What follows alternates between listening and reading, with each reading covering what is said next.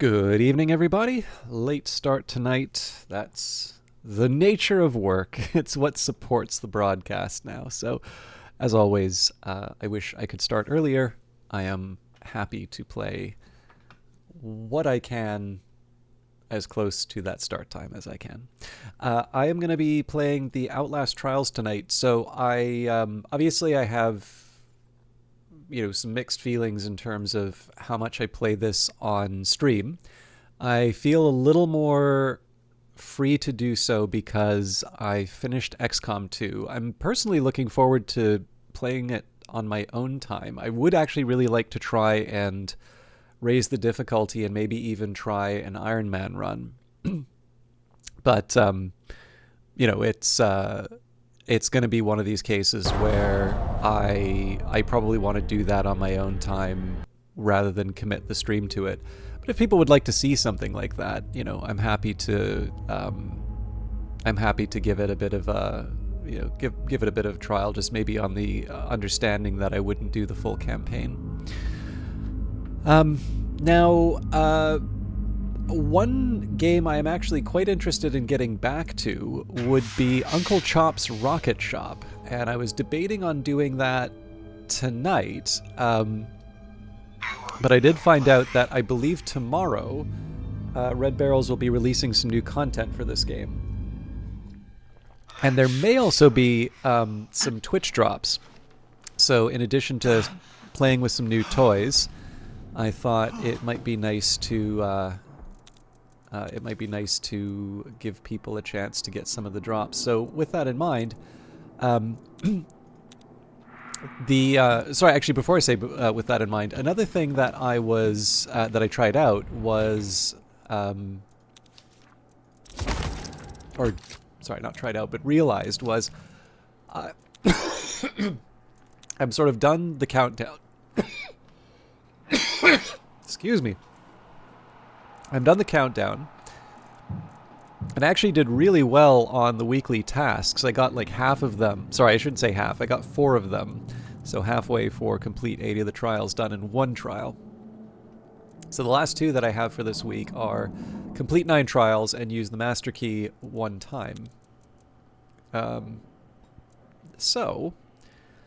And the fact that I only need to do sliding and complete 3 trials seems like a good time for me to catch up. Actually, I didn't realize this was going to be the trial, so this is not so bad that I'm doing it on stream, seeing as I don't need to spend the time after stream to get my daily done. Before I jump into the game, I did try a couple of things. So unfortunately, I've got 2 more failed trials in my list. Is it 2? I hope it's just 2. It could be 3. The reason why I failed a couple more trials is I tried. Holy hell! What a sweat lord! No, this is the rule. Like anybody below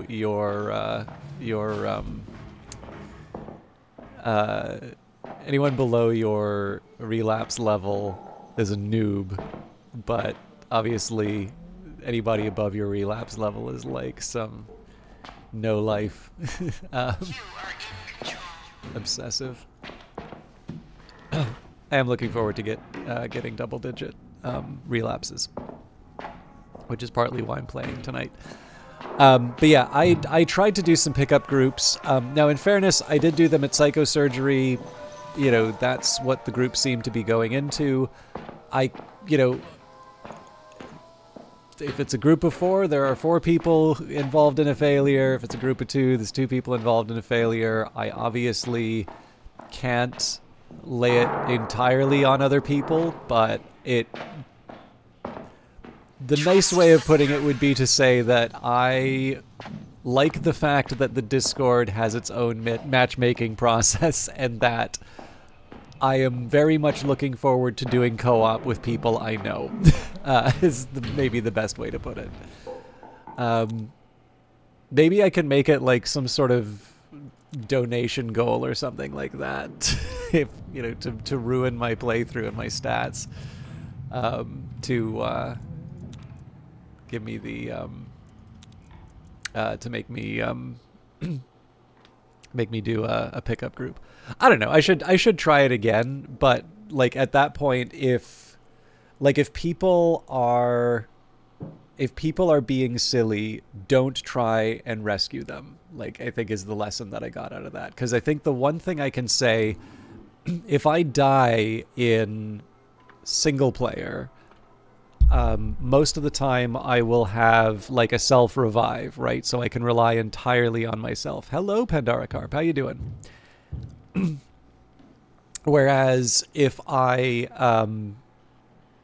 if I have a group, then that's relying, if I fall, then I'm relying on somebody else to res me. But of course, given the way that I'm talking about other players, right, that's going to be something that sort of infects the overall attitude. And, if I'm down, then somebody's going to think, oh, this guy doesn't know how to play. But yeah, I learned, like, it was interesting. I learned you can prevent executions by throwing objects at people, which I thought was kind of interesting. But the fact of the matter is that, like, if you have careless teammates, it's going to increase the number of times that you're going into a dangerous situation to try and recover. And it just means that the time that you spend on objectives are not going to be there, and so you eventually just get overwhelmed. So throwing at the NPCs. It would be wonderful if you could throw a brick at a guy who's like on the ground. It's like, you can't execute him, I'll get him first.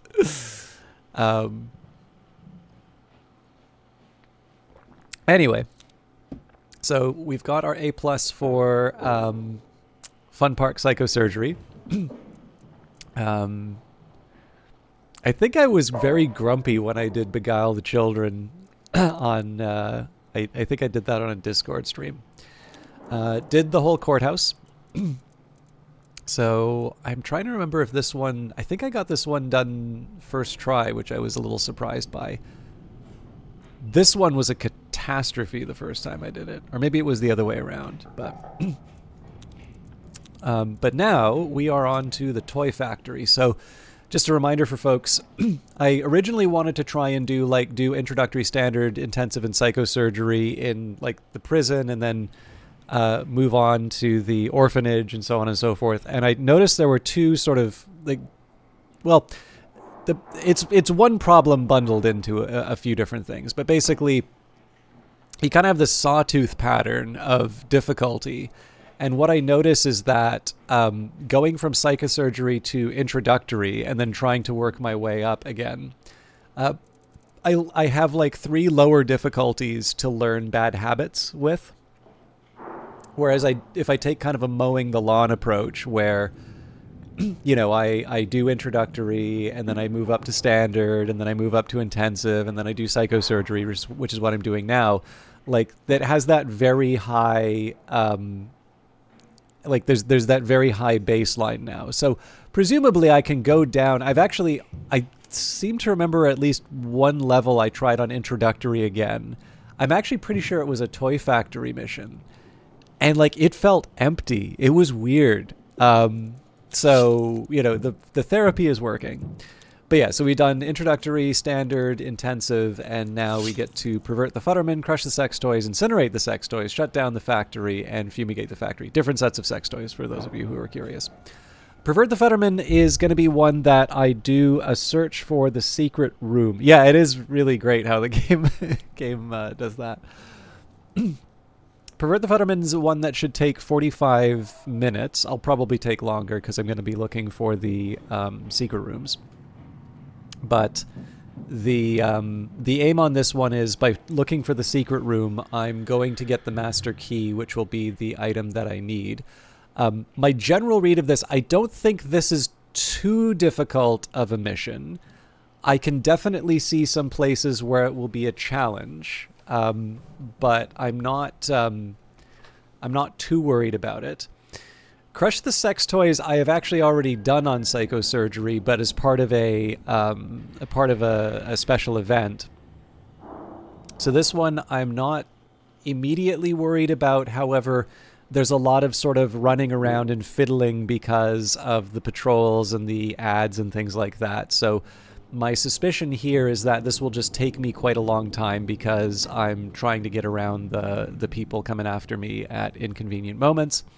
Incinerate the sex toys was a very straightforward one for me, but what I do notice is that somewhat with intensive, definitely with psychosurgery, the sheer number of people running around coming after me makes it a bit more dangerous. Shut down the factory, I originally thought was going to be very, very difficult, but I've done it a couple of times on, actually not just psychosurgery, but Ultra as well. That one I feel reasonably comfortable. Although I should be clear, any single one of these is one that will challenge me. It's the hardest difficulty in the game. It's like, it's definitely, none of these are going to be a cakewalk, but I kind of have a rough idea in terms of the ones that I'm expecting to be like pain points and others that are going to be a bit more manageable. And fumigate the factory is the big question mark here. I have a suspicion that I am actually going to have some difficulty with this one because I've never quite been able to orient myself around the level all that well. And it's the one sort of with the most opportunities for me to sort of get, like, have some of the things that that psychosurgery does sort of overwhelm me. So I have a feeling that if I'm gonna get stuck on something, fumigate the factory is a candidate. Although if the standard is that I can't die for an A+, crush or incinerate the sex toys may also prove to be a little bit of a challenge. Anyways, pervert the Futterman. It's trial, 1 to 4 players, 45 minutes. We cannot allow secret messages and innuendo to brainwash our children. Expose and humiliate the hidden deviant, then destroy him.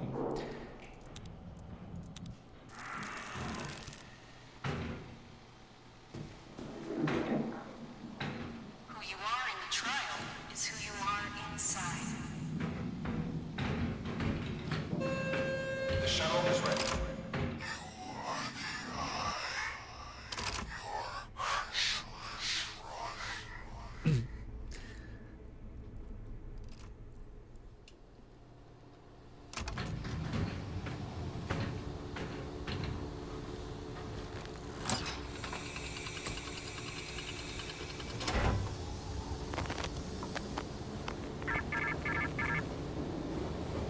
You are the Revelator. What you build exposes the perversion latent in every heart. We cannot allow hidden messages and innuendo to corrupt our children. Expose, humiliate, and destroy the deviant, and we will let you out.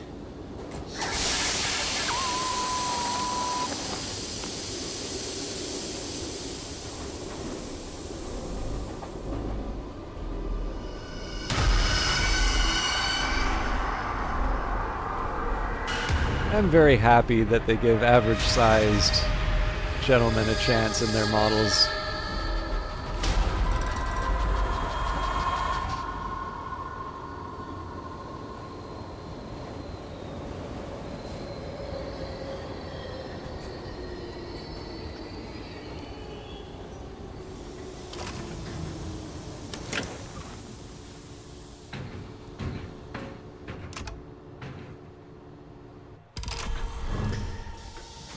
All right, pervert the Futterman.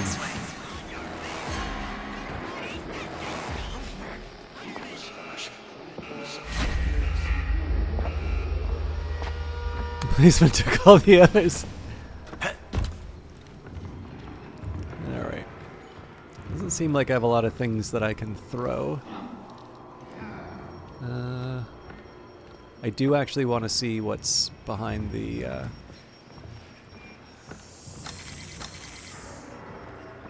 All right, let's go for it.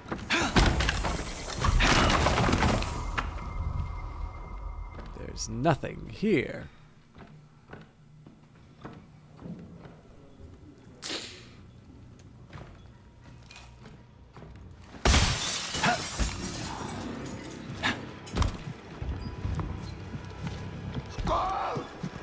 Sacre bleu! Oh man, I don't know what I got caught on there, but this is not a good start.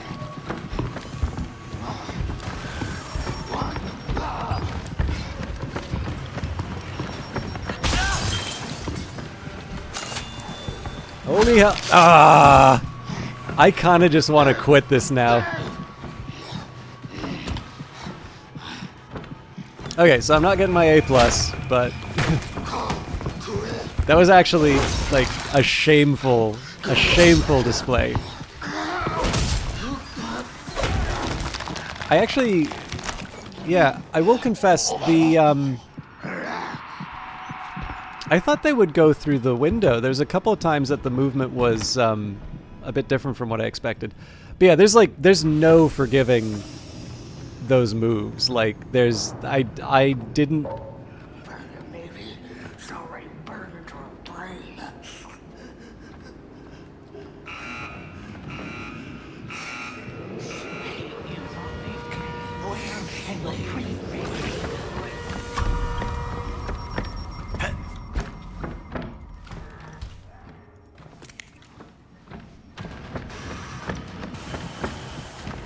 This is the sort of stuff I was looking for.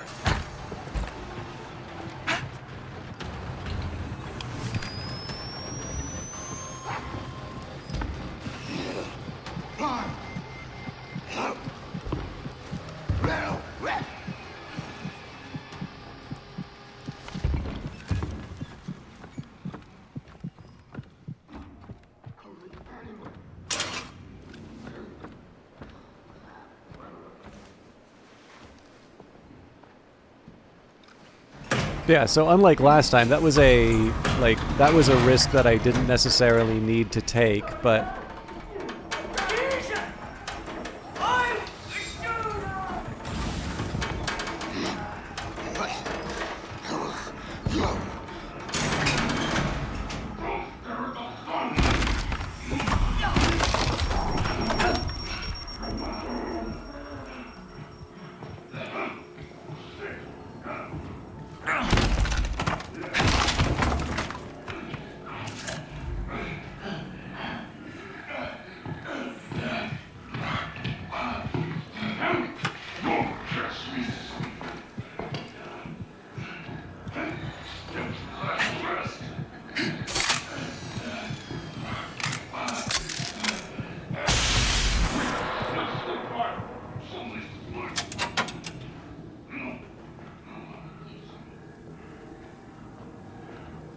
it's trying to clear out some of the space right now.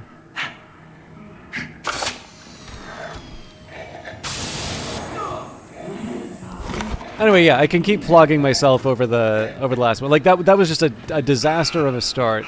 I should feel bad about it, you know, but it happened. So now the question is, can I at least, given the fact that I'm less likely to get an A+ now, can I at least turn this into like a secret room that will let me that'll let me get my tasks done.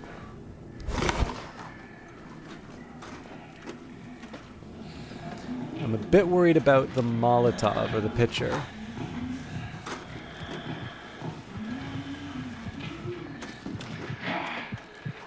In this section, I kind of rely on the darkness to...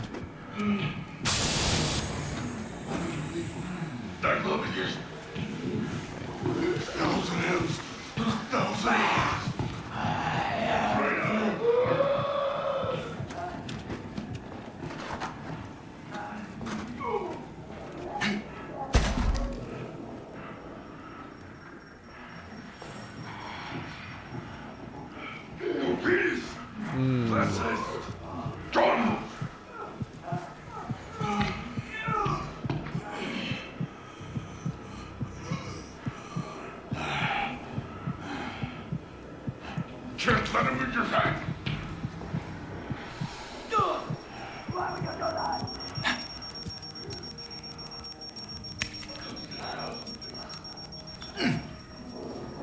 It's better than 1 drugs, 2 drugs.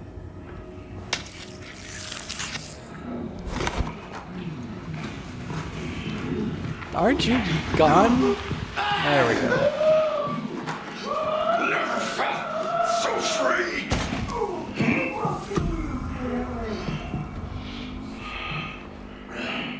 I don't know for sure, but I think these guys might actually be a little faster at the highest difficulty. So I didn't want to assume that I could outpace them. I probably should have used this a lot sooner.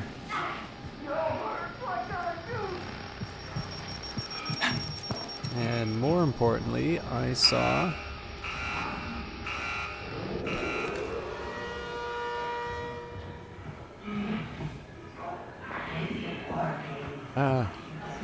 Doctors are watching! Oh, here we go. You can't heal someone who doesn't want to get well. So in addition to losing an inventory slot in... I'm a ball of red snakes. I just want mine! In addition to losing the inventory slot on Psychosurgery, I occupy another one with the antidote in most cases because I very rarely survive a full psychosis.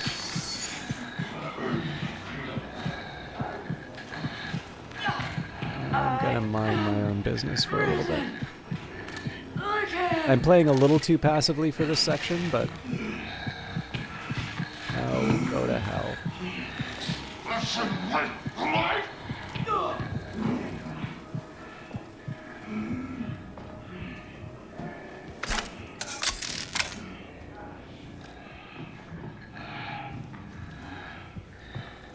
Under how high, Dr. Eastman? I'm flying! I don't want to die. Everything else is a dream.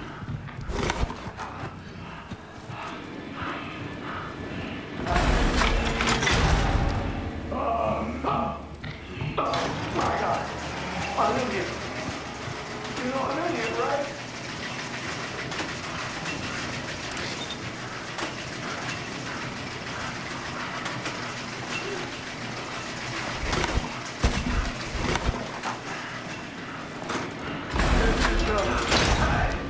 The fuck? I'm in. What the fuck are you doing?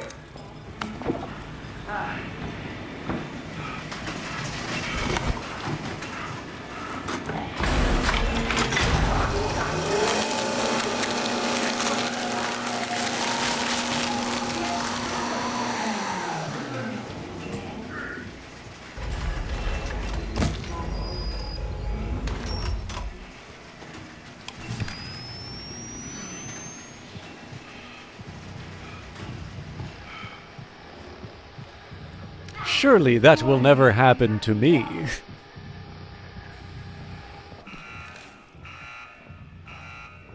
Doesn't sound like Henrietta.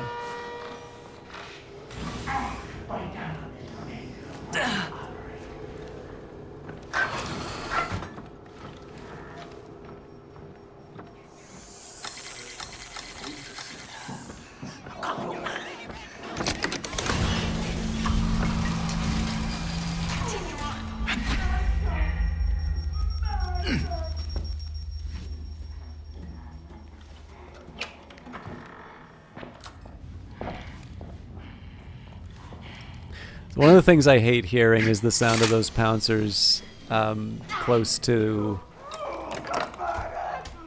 entrances. I honestly don't think it's worth it to try and get that bottle.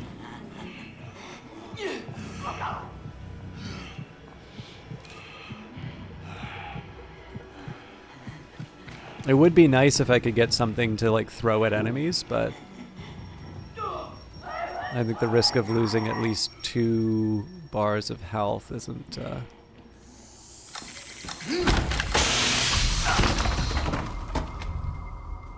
worth it.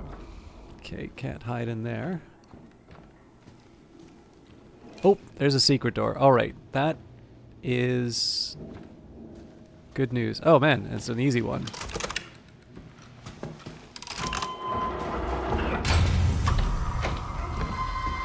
Okay, that may...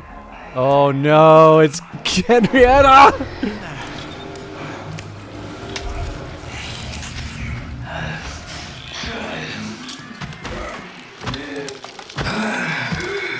Run for your lives!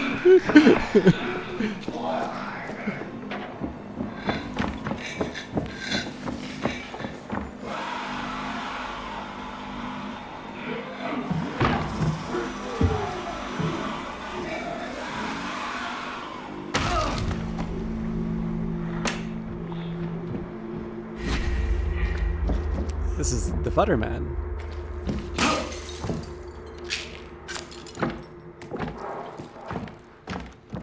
Uh-oh.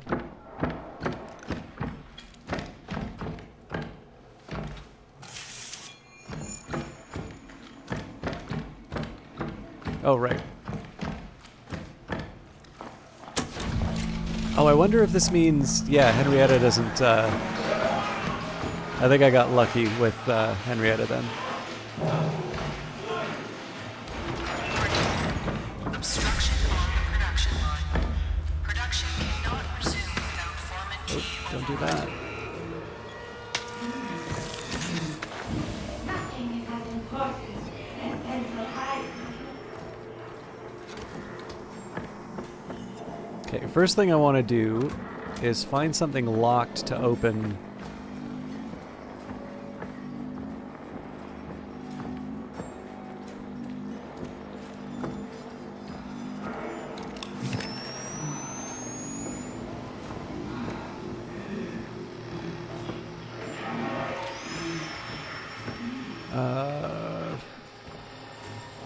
I just want to open a lock with it, because even if I don't keep the master key for the duration, I can still get the task completed.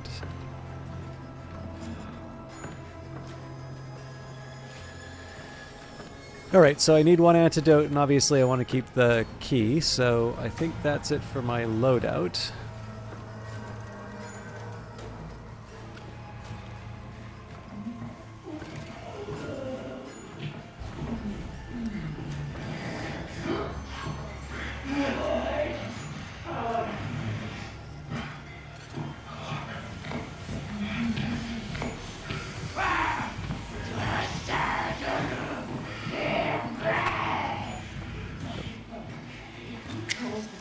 Oh, she's gonna catch me.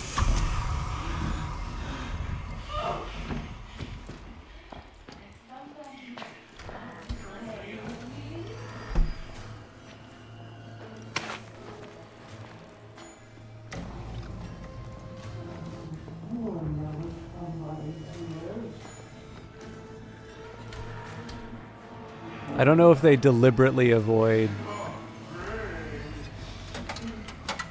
letting her go there because you have few escapes, but I'm obviously grateful.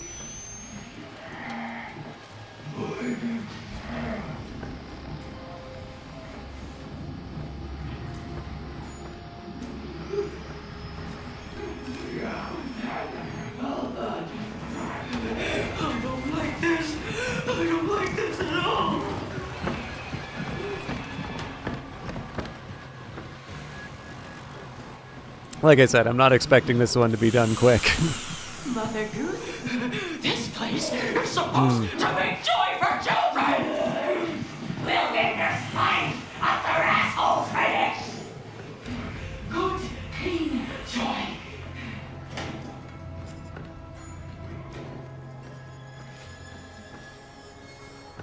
So I need to find the number for the input. Security override successful.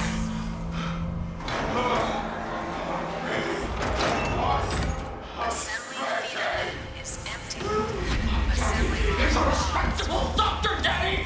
Not some gutter filth slut! Sadly it didn't show me the number I need, but let's see if I can see it from on high. 527. Not my daddy! Not of my wife!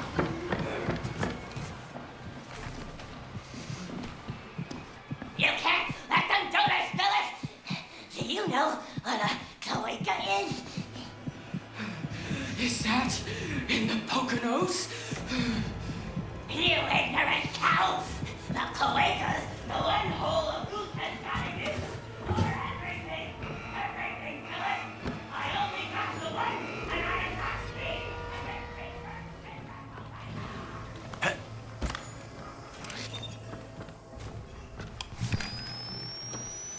Well, that's not going to make it easy to read these.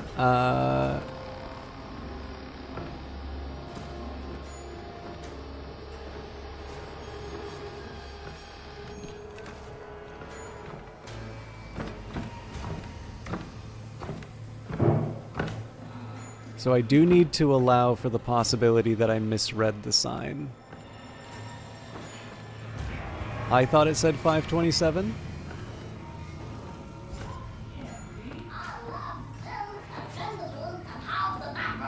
Nope, there we go. Always a good day to stop debugging.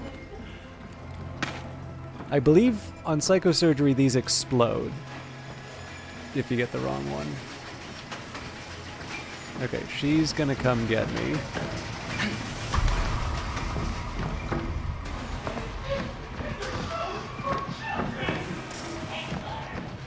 Alright, I was hoping there'd be something to hide in, but...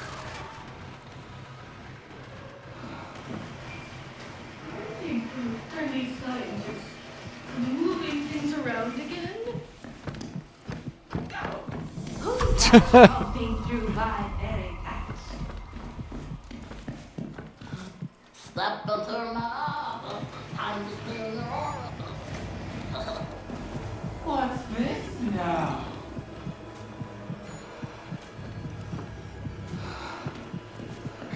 I don't want a sexy daddy! No, no, no, no! I don't think anybody's there. Okay, works for me. Didn't want to take advantage of these because I wasn't sure if she would see me. Now we play the waiting game. If I can get it off the conveyor belt, that's fine. I can always come back, but...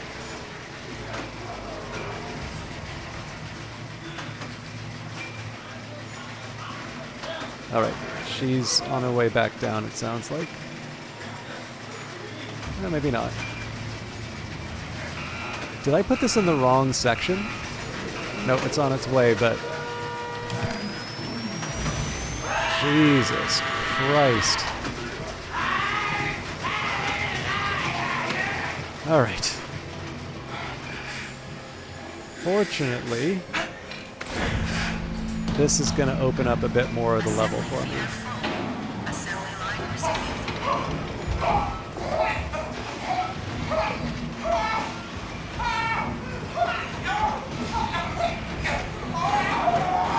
Please proceed. So he's enjoying it. 361. Damn. 361, 697.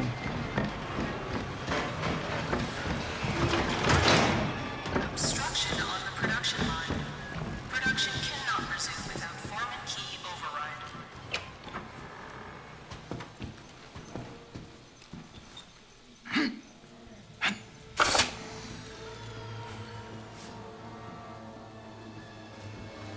Okay, I also got to get back to the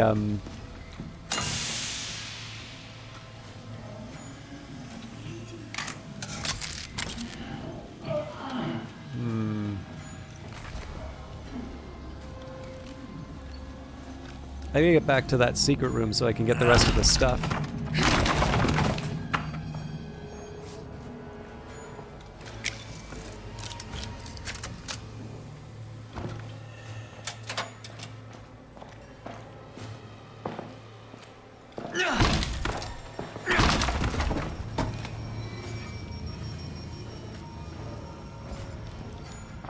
Okay.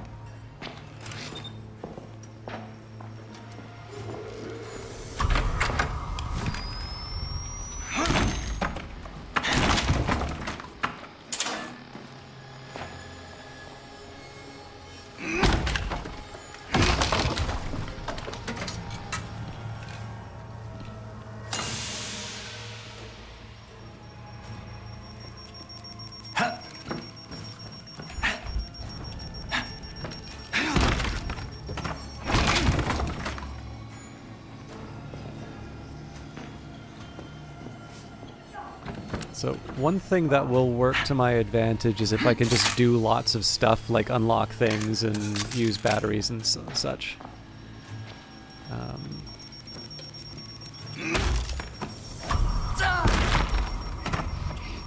Don't you run from me!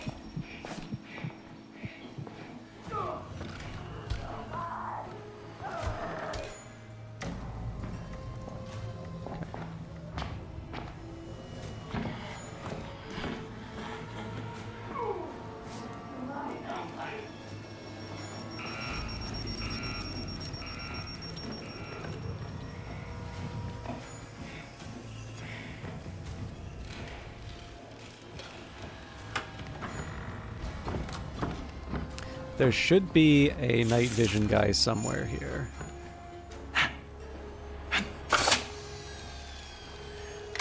And again, I know the sections that I need to go into, but deactivating traps and otherwise making a pest of myself Can't look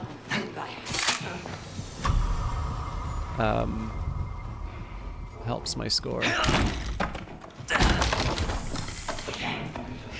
Oh, you slippery fuck!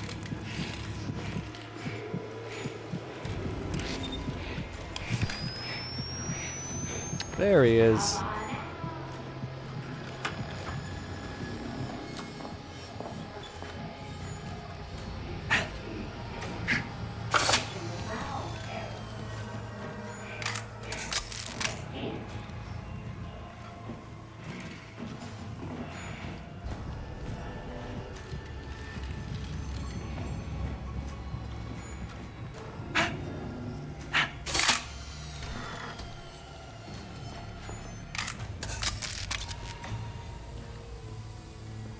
Yoink.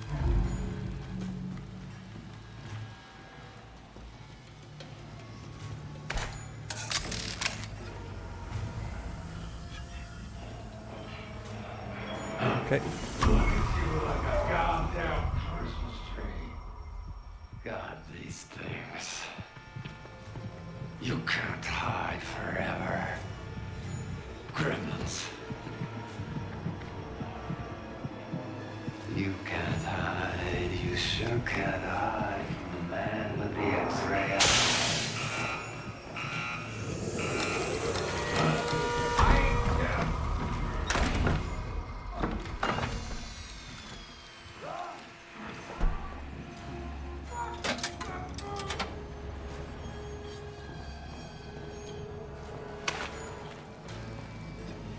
All right, that's one.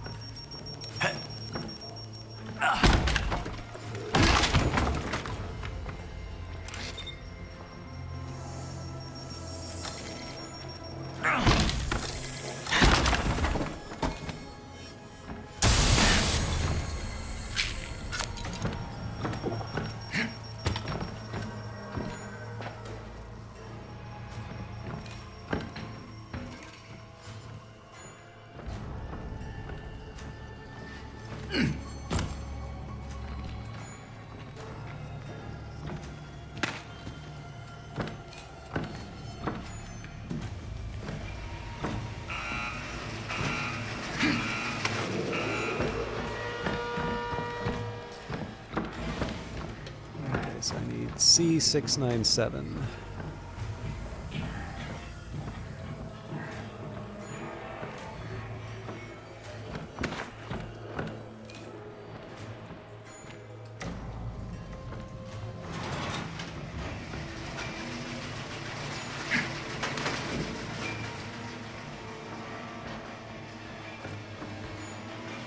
I hope I got those right.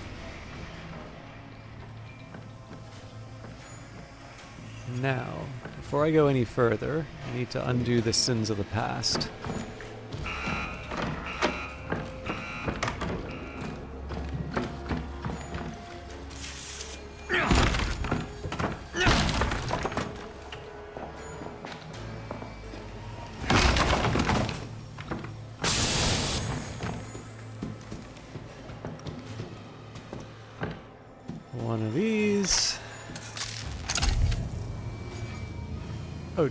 I already have the health apparently.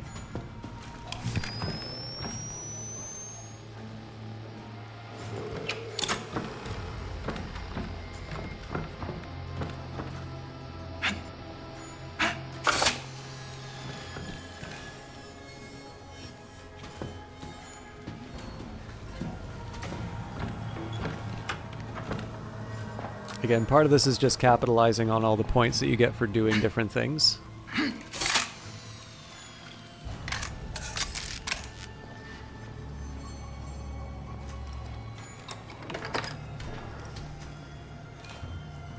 But I also don't want to spend too much time on it because we do actually have an objective.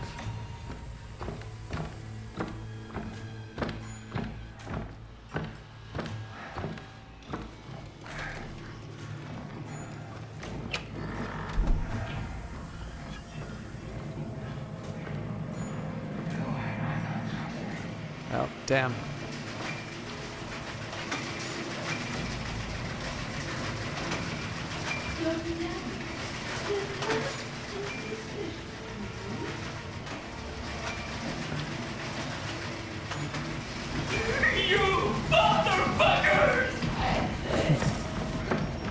I haven't heard that line before.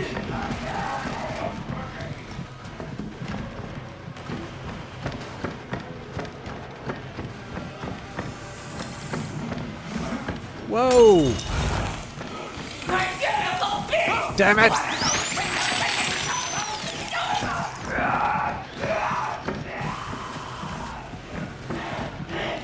This is not my best best move, but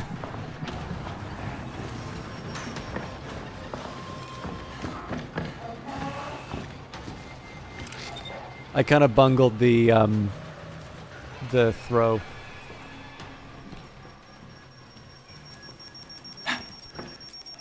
All right, so there we go. Maintenance.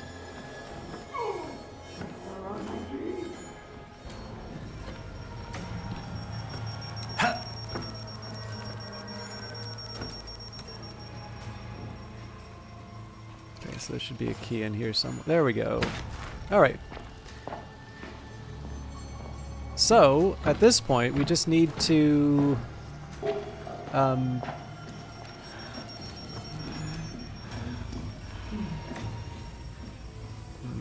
we just need to get the pieces into place.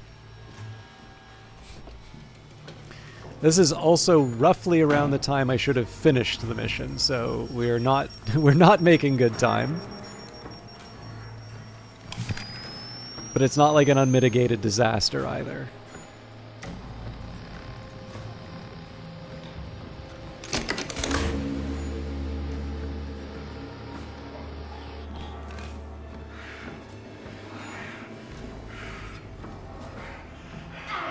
Son of a bitch! I'm gonna produce you! Security override successful.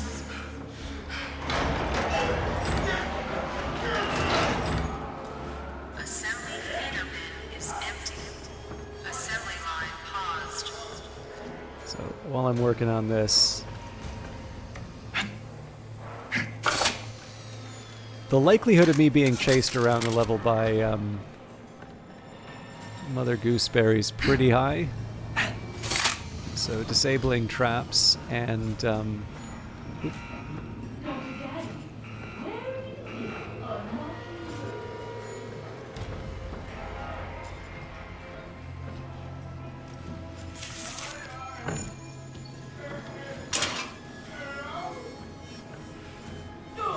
You cruel son of a bitch!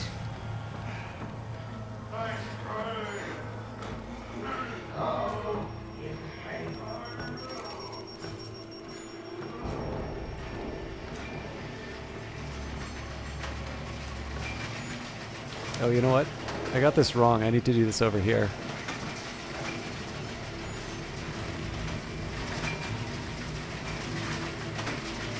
I believe that would be both for B and C. One of these needs to take another journey.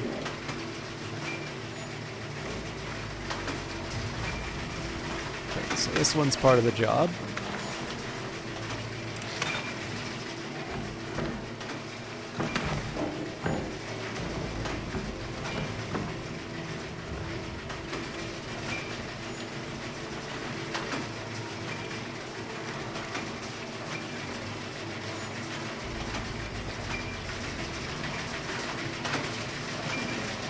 Okay, this one we're gonna need to send on its merry way. Love your lives!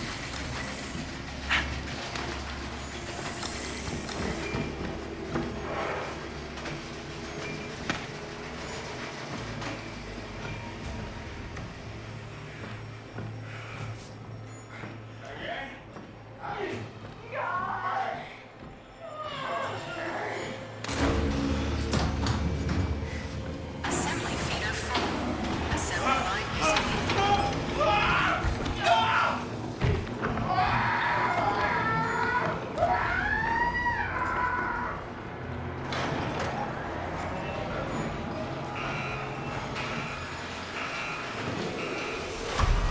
Pretty sure she saw me.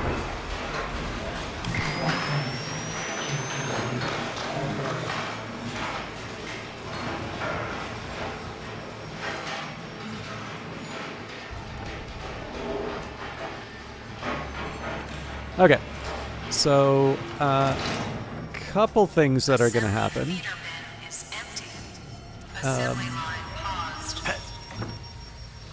Well, crap.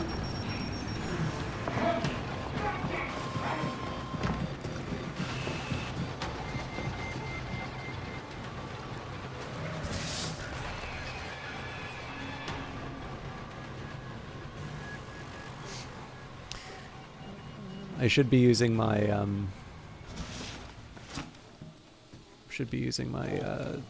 whatchamacallit, my rig more. I'm also wondering if there's value in dropping the master key. I should probably do that at the end of the level.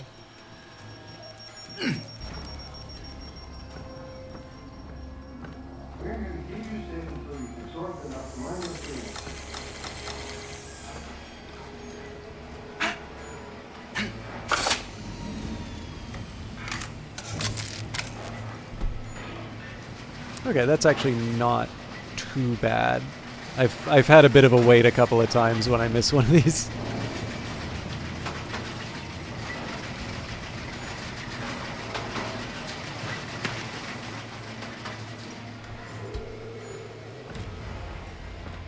So I'm gonna try carrying this thing down.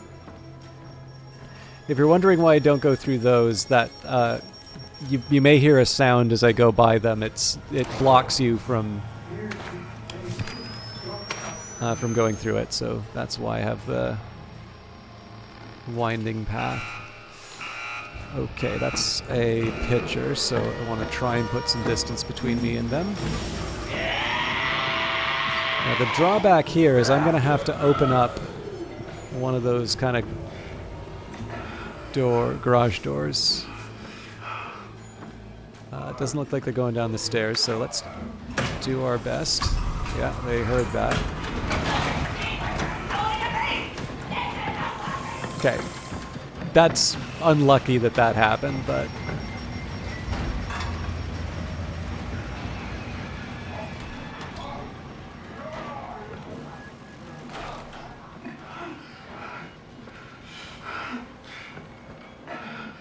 Sometimes I feel like the three little bears, wondering who's messing with Mother's feet.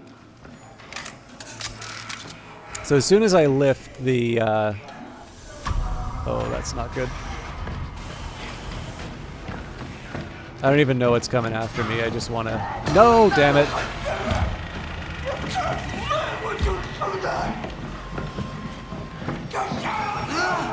Okay. Evasive maneuvers coming in clutch a couple of times now.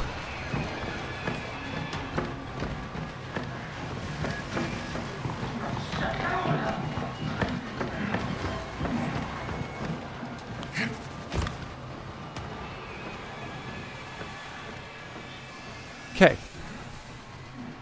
Again, a little too winding of a path. I almost certainly overcompensated on the run. But we're not dead.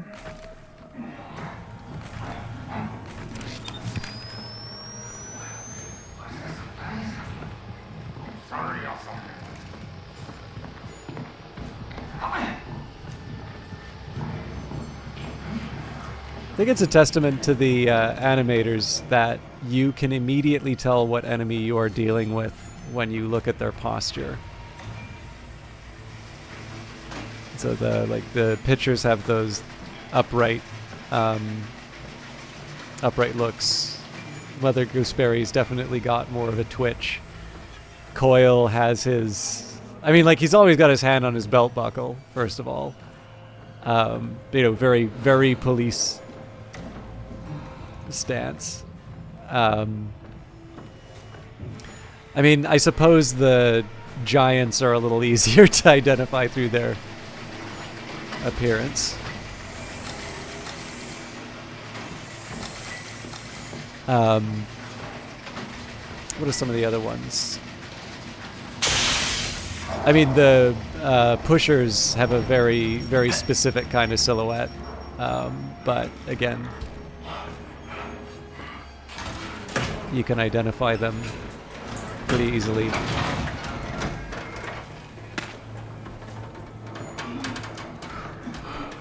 Okay, this one's going to require some uninterrupted attention.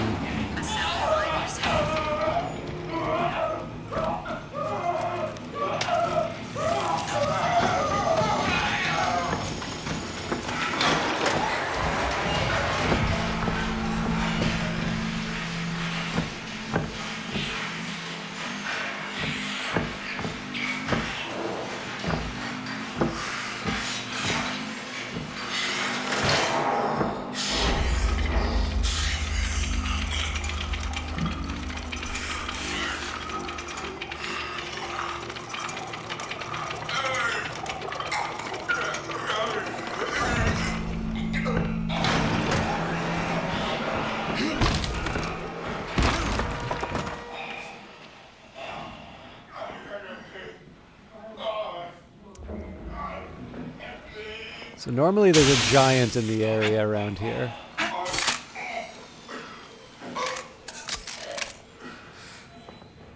And I'm trapped in here. So I'm gonna have to wait for a little bit. The It's an illusion!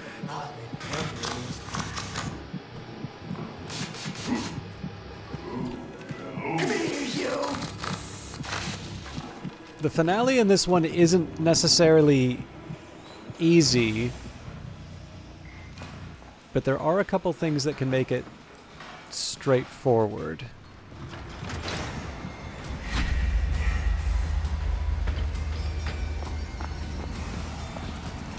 But as always, I kind of need to get everything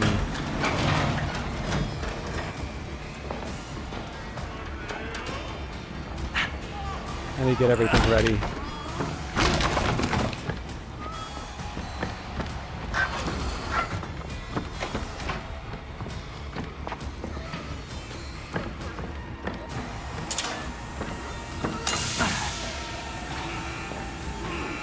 Okay. That's going to be Gooseberry.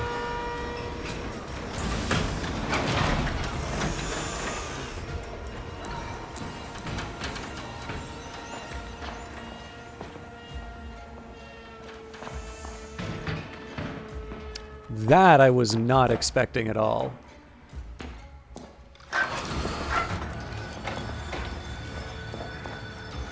This could be trivial.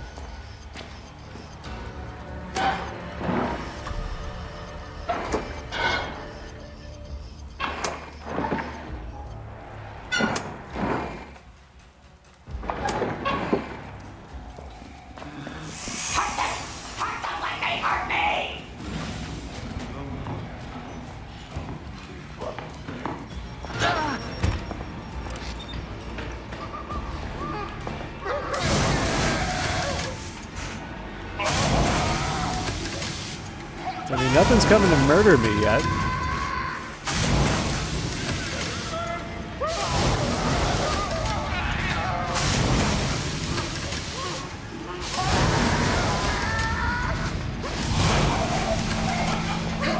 only catch is I don't have anything to throw.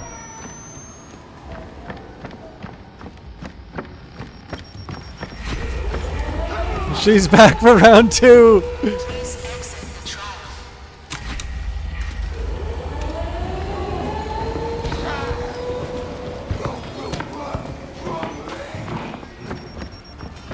All reagents must enter trial shuttle.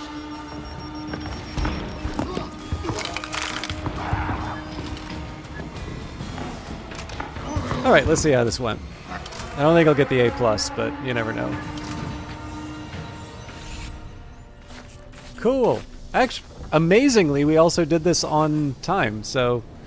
Extraordinary reagent performance. We may need to increase trauma to provide sufficiently challenging therapy.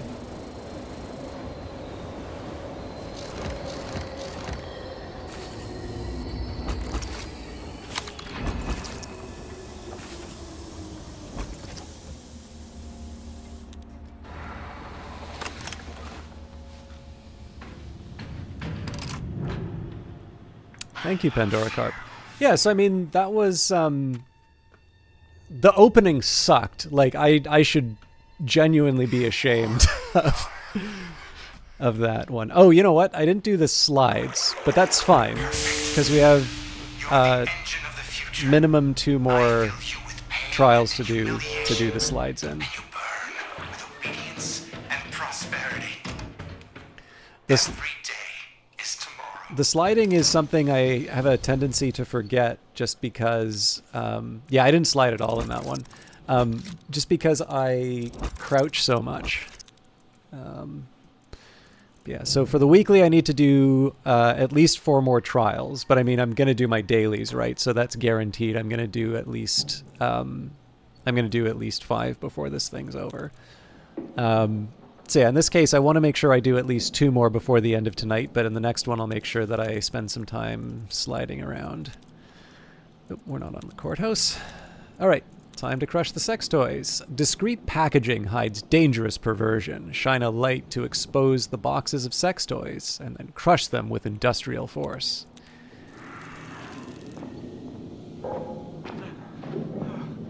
I don't want to do... No, cancel. Oh, no, it's Psychosurgery. Never mind. Please step into the trial shuttle. Shoeless Spider is a good name. Unless it has, like, some horrible meme. This is like the problem about being on the internet now, is that you could, like, see something, say, that's a clever name, and then all of a sudden it's like, actually it turns out that this is, you know, this is a horrible code phrase or something. But.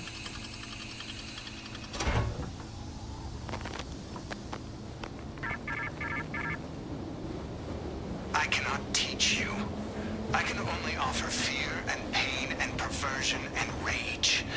Let these show you a path to enlightenment. Crush and destroy the toys, and we will let you out. So this one gets a little tricky when it comes to just avoiding enemies. Well, the thing that I find kind of funny about this one is I don't have much of a reason to use any rig. So, for instance, what I mean by that is the, like if I'm worried about a lot of X-Pops wandering around the level and they're, you know, they're stopping me from being able to hit some kind of generator or something. Excuse me.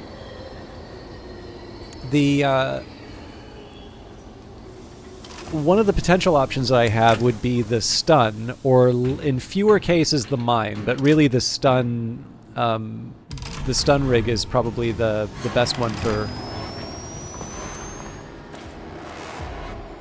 a crowded level. This way. And one of the reasons why I chill out a little bit on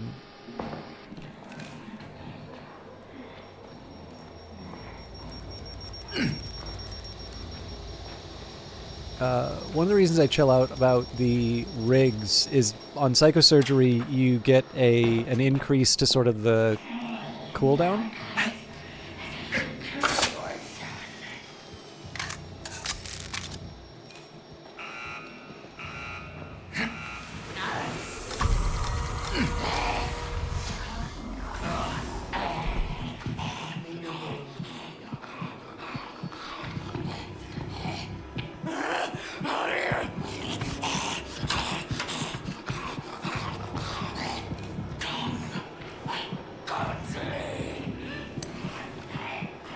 So the lesson is never slide.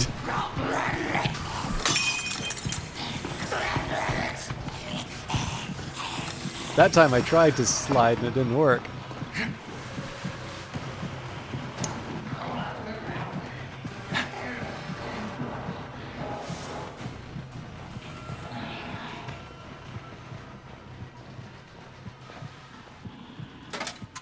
Normally there's a couple of posters in the area, but I guess the question is, do I really want to...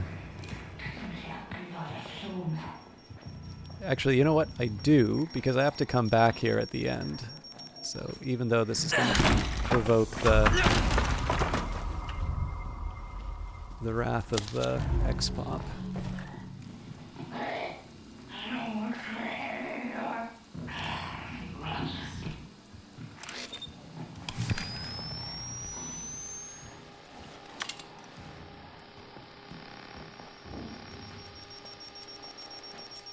Apparently there's a poster.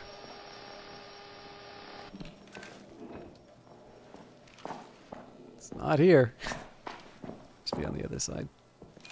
Continue on. Alright. So now you get to see how fun this is.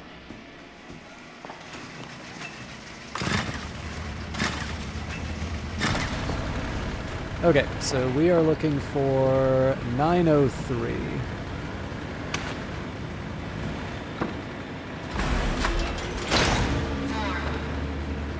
And now we get to do this 4 more times. Okay, 280.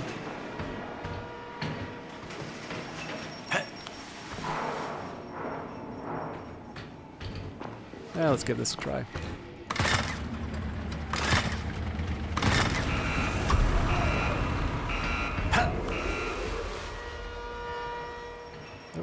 I think that's it.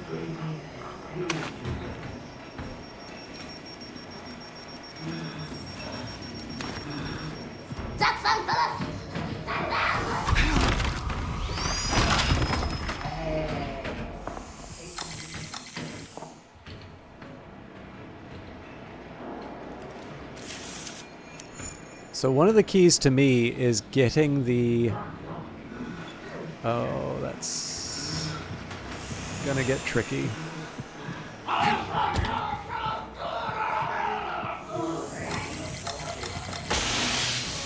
Not great.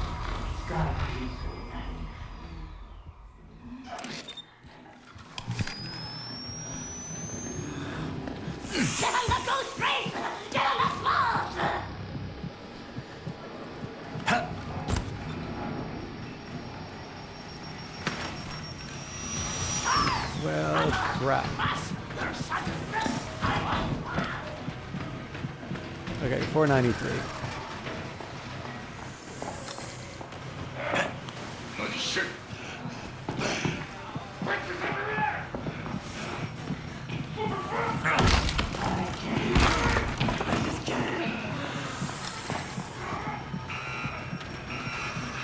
If it's Henrietta, I'm just saying, kill me.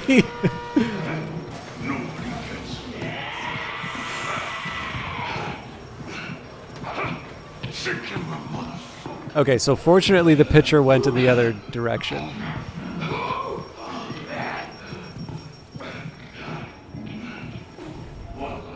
Halfway on the objective, that's a thing.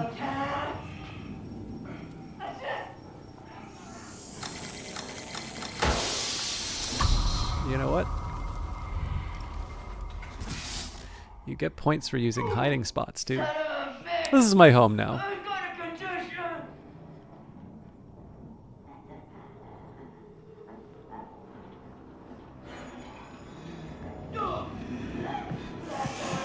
Don't run, children! I only want to play! Come here, little darling. The goose is on the loose! The goose is on the loose! Pulling teeth and cavities!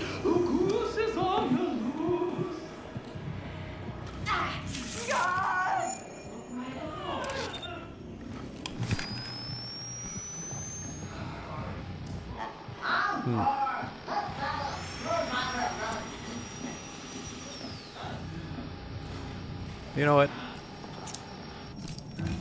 I may not come back here, but I feel in general I hoard too much in this game. Although, I should probably get something to handle a loss of sanity. I really thought there was a poster in here. Must be on the other side. No, I really feel like I wasted it.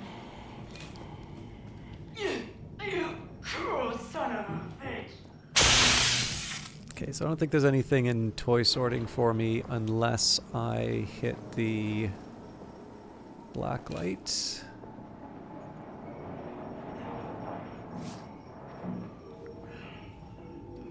Okay, that's welcome though. Yoink. And while I'm at it, this may provoke some unwelcome attention, but I'd rather have that.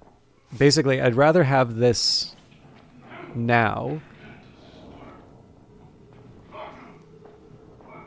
Then he'll just run off and do his thing. Nope. Alright, so secondary objectives in hand. Okay. I want to be mindful of that.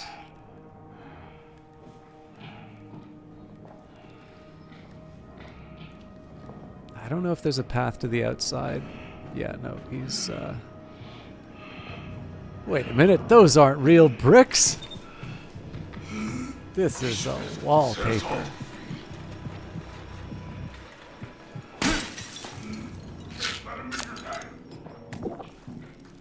Ah! Man, he does not want to go too far away from the...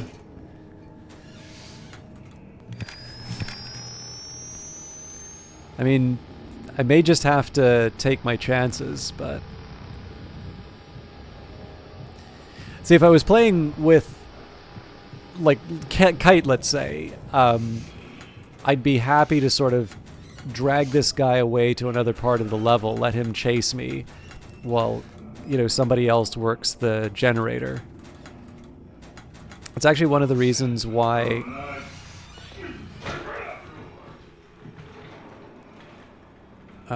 he's a little close for me to try to make a move. I will try when he gets to the other side of the generator, because at least I can see him, but if he's coming up from behind, I'm gonna feel...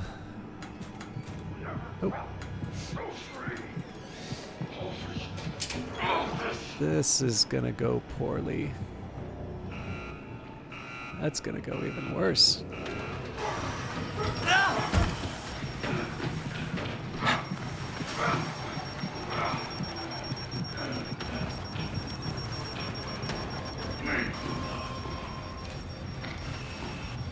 Yeah, I'm definitely playing too passively.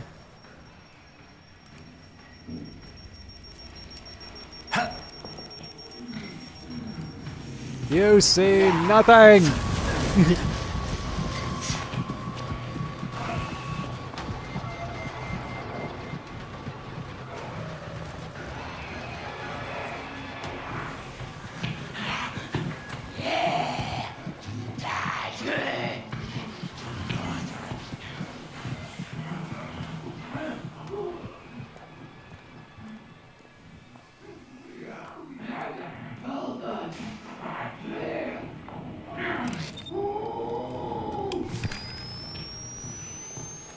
I obviously got quite careless. I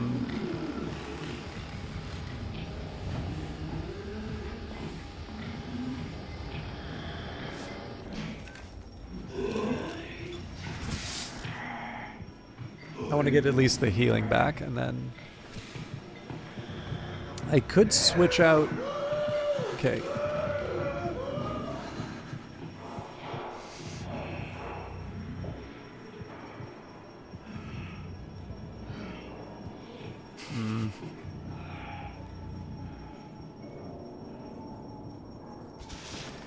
All right.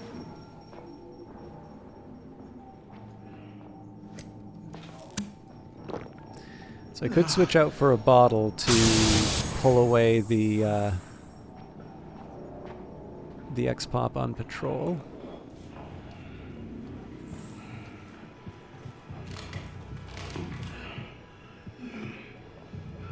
There's some possibilities here. Doctors are watching! You know what? YOLO.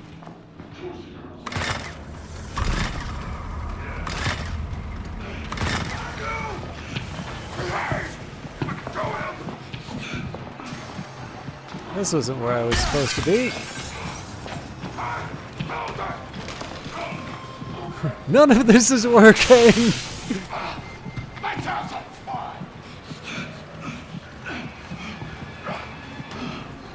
I must have been one short on the generator.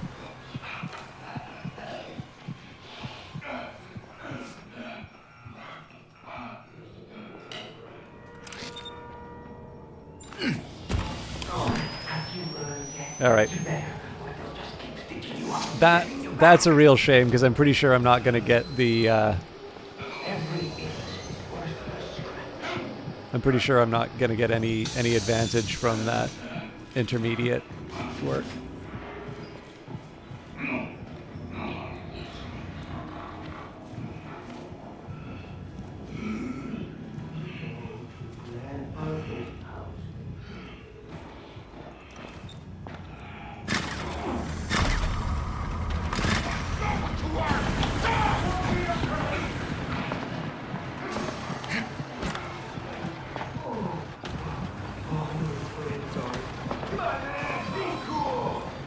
I think I saw it there. Yep, there's 4903.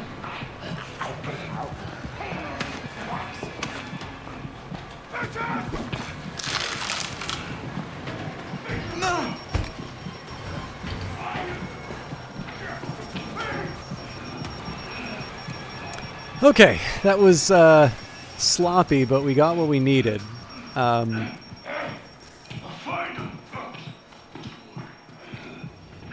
And particularly now that the pusher's out of the picture, I can sort of. So I need to get the package to that part of the onto that conveyor belt first. But again, now that I don't have to worry about the pusher draining my sanity in one hit, I can do it at a slightly more leisurely pace. Unless, of course, I like really blow it and, you know, step on a mine like an idiot or something.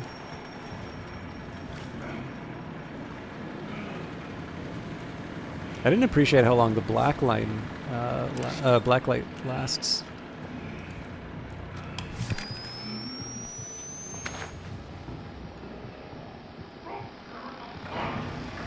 All right, there we go. So the black light matters in the sense that, like, it does still allow the enemy to detect you. So obviously, if I Can't see it.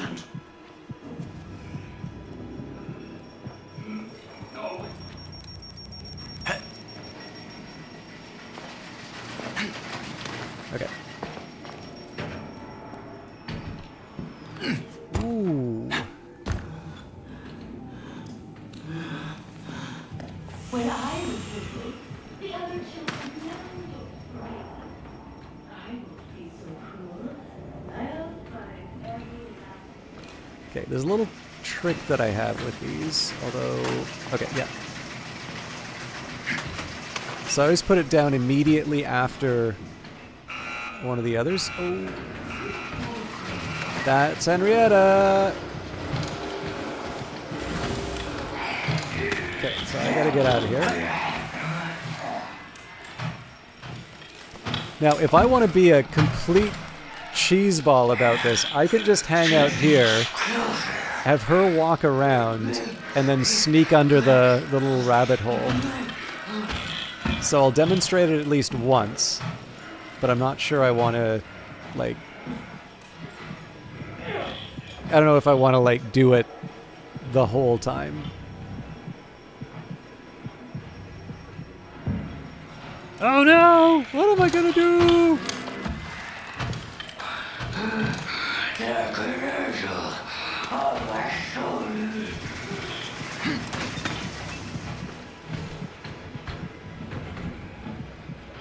So I lied, I am going to do this a second time just because I can take advantage of the long way around to achieve an objective. So, why did I put them down in an unorthodox stance? Instead of having to turn this thing on, now I just look for the odd pairing.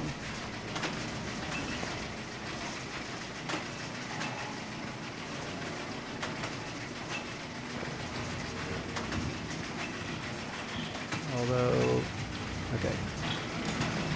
There's at least one.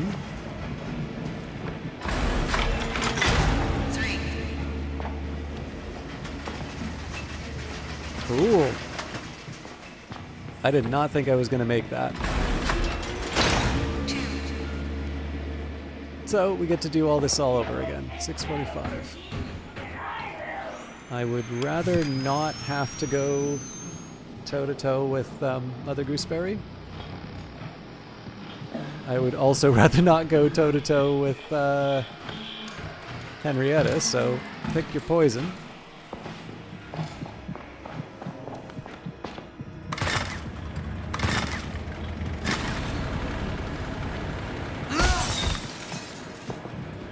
Okay, not ideal. Oh boy.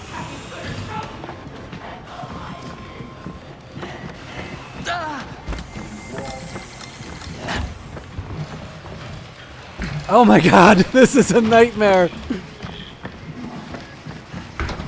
I'm not gonna get stamina from this like last time. How the hell did she reach that? I'm pretty sure I'm dead. I actually escaped this one.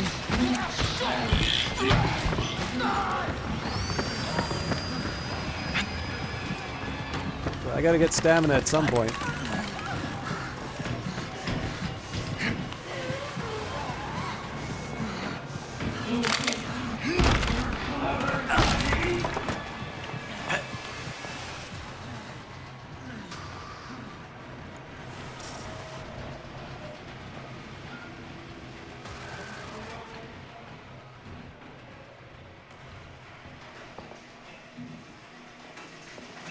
So it would have been nice to make more of the light, the black light, but given that I'm down 3, my real goal right now is to find a lockpick.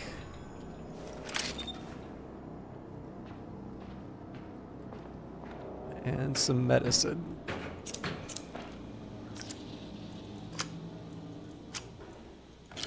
Now, you also see why I equipped evasive maneuvers.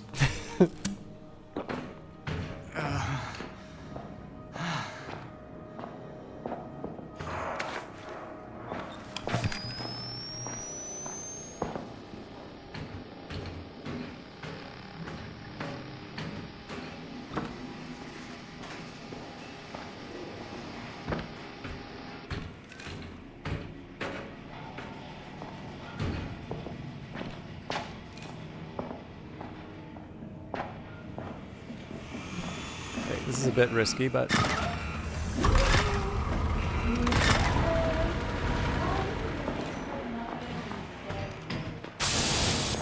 There it is. So if I can find the conveyor belt, so much the better. Dr. Butterman's ready for you! Tricky little bitch!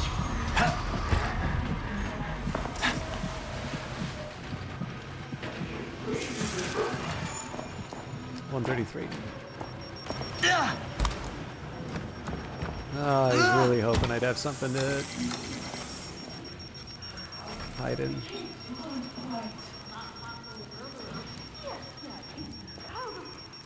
Always hide in the same place.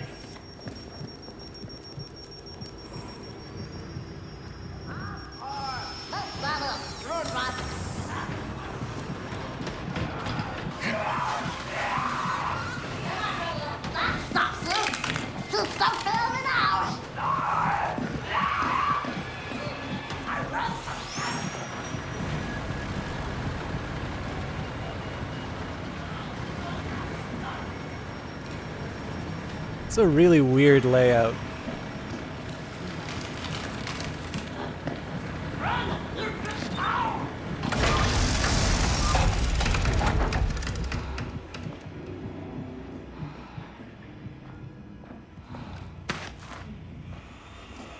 What's this now?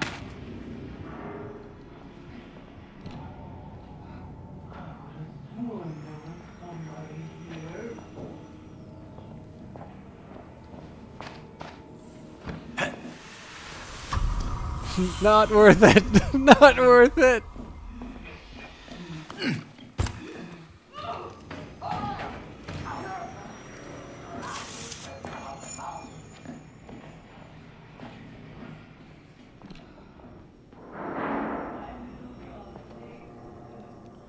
All right, so I'm just going to give this a minute to cool down. Basically, I'm going to wait till I hear stop hearing the drill sound, and then I'm going to do the...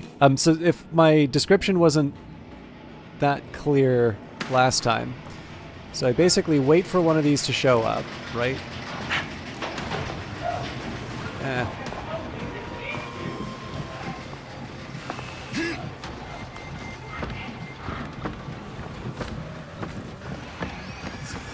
Try and keep it together.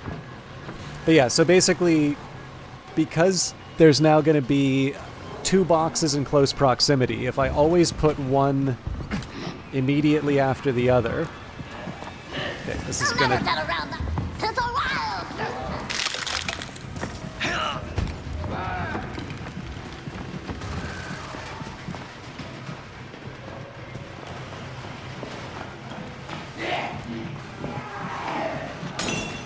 Not expecting a pitcher to be there.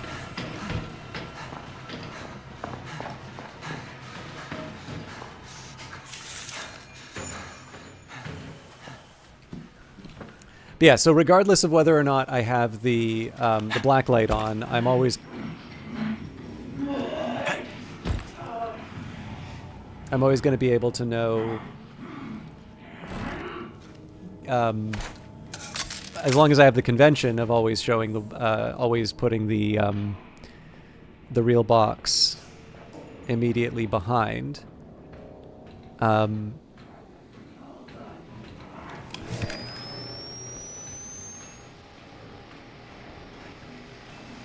Okay, I think I just missed. Yeah, there you go. So as you can see, right, those stick out like a sore thumb. This one, a little more vanilla. So I figured we've had a couple of false starts for section E already, so in this case I don't mind. Oh.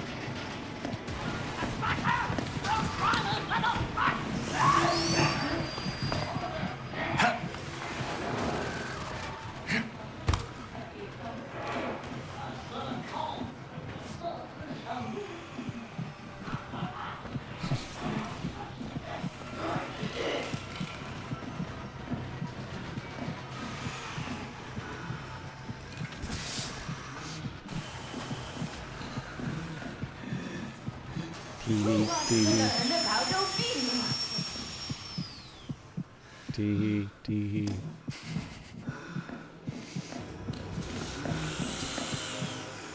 So a really silly thing to do right now would be to bang down the boards here.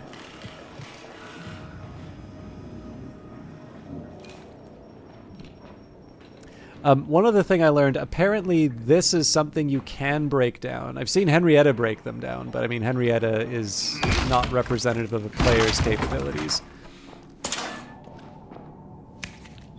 That's wasteful, but...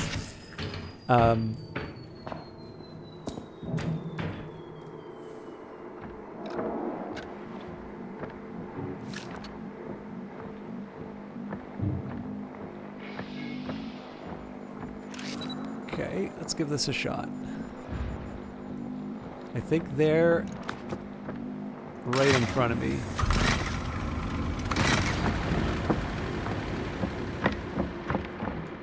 Okay, it's not one of these.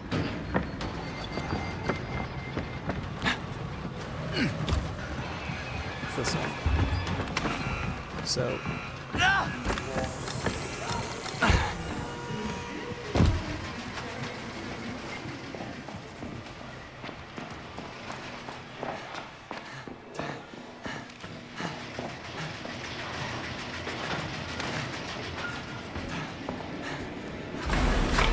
like I said, I always know what the right one is as long as I place it in the right spot.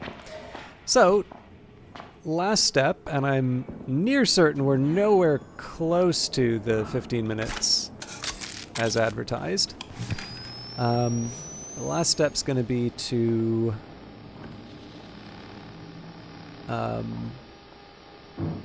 transport 133 to the conveyor belt.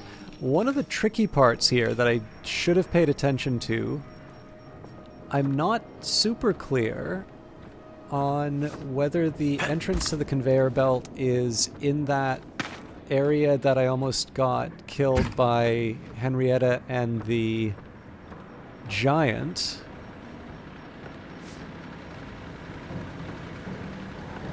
Or if it's lower. Okay. So this one I don't need to worry about the special placement because I get that conveyor all to myself.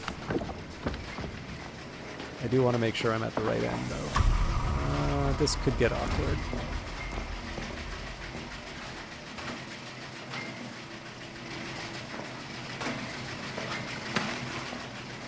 I would...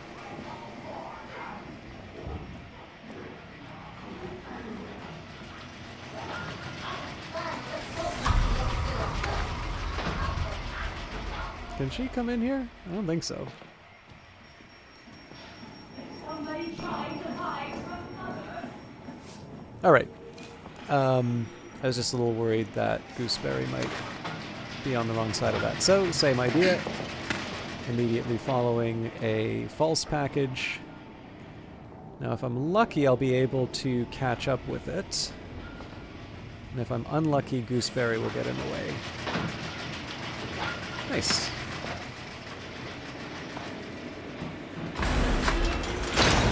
And now we run.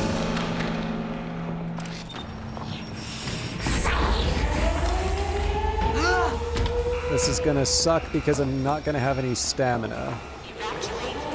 But I'm committed now.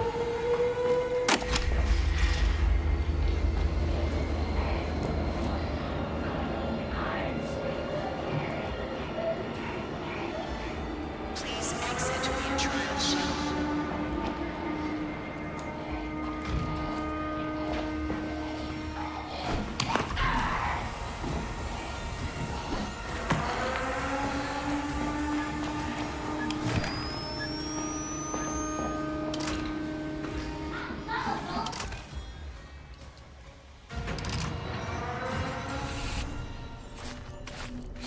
Yeah, twice as long as it's supposed to take, but we got the A+ that we needed. And our sliding. So, 2 damage and 4... I actually thought I did more sound traps, but... The good news is, even though I felt that that was going to be one that we potentially struggled on, and when I say we, I of course mean I, we got past it. So... I think the Fumigate the Factory is going to be one of the ones which is that's going to be a bit of a question mark. But that's also the one at the very end. Wonderful. Perfect. Beautiful. You are the hope for a better tomorrow.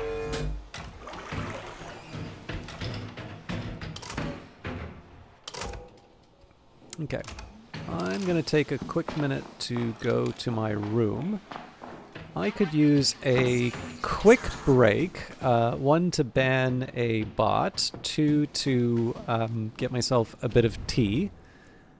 And then just 3, you know, making a gesture towards good habits on stream, like, you know, getting up, having a stretch, getting a drink of water, the sort of thing that you would normally do if you were a normal, balanced human being. But my plan is, so we're about halfway through the normally planned time for streaming. We've done rather well in the toy factory so far, so I'll move on to incinerate the sex toys, which I am expecting will be a very crowded environment, and so like non-trivial to pass, but I'd still say it's one where I don't know. I'd be surprised if this is the one that I need like 3 tries on. Shut down the factory I know I've done before, and again, fumigate the factory is the unknown. So, whether you have just joined us or whether you have been watching since the start, I'm going to run off for a little bit, and I encourage you as well. Get up, have a stretch. If you do not have water, maybe get some. And I'll try and be back as quickly as I can at probably 5-7 minutes. We'll see what happens.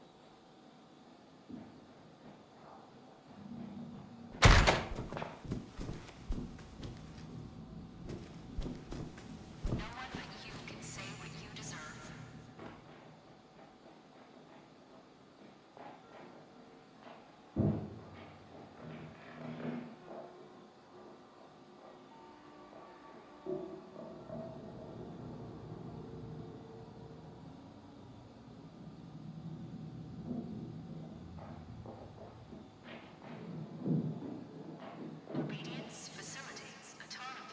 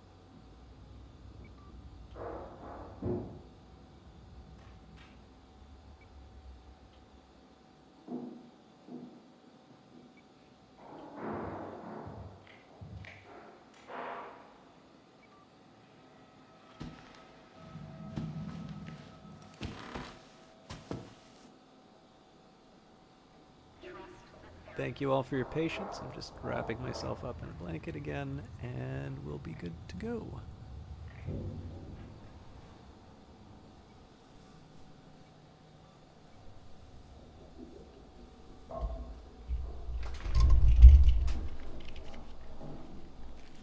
As I'm fond of saying, I've got a cup of tea.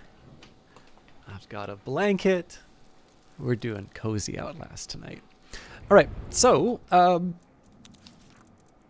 the only thing I need to do right now is complete the third trial, which, unless I go to a pickup group, should be straightforward. And then I don't know if we'll get through complete 9 trials, but at this point, the other question is always, which of the therapy types do I want to try and do? I'm not opposed to escalation, but I usually do that when I'm starting a new character. So we're only 4 levels away from relapsing.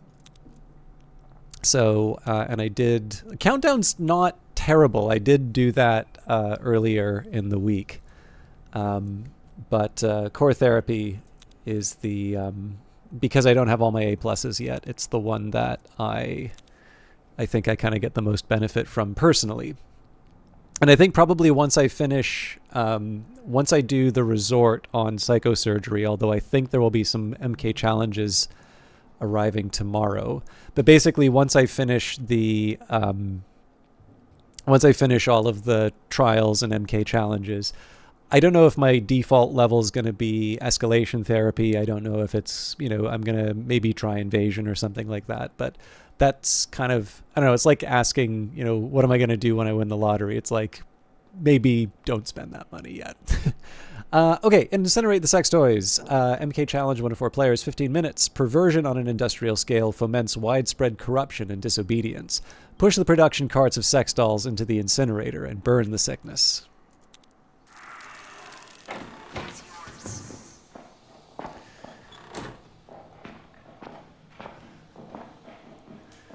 I'm also mildly tempted to see if I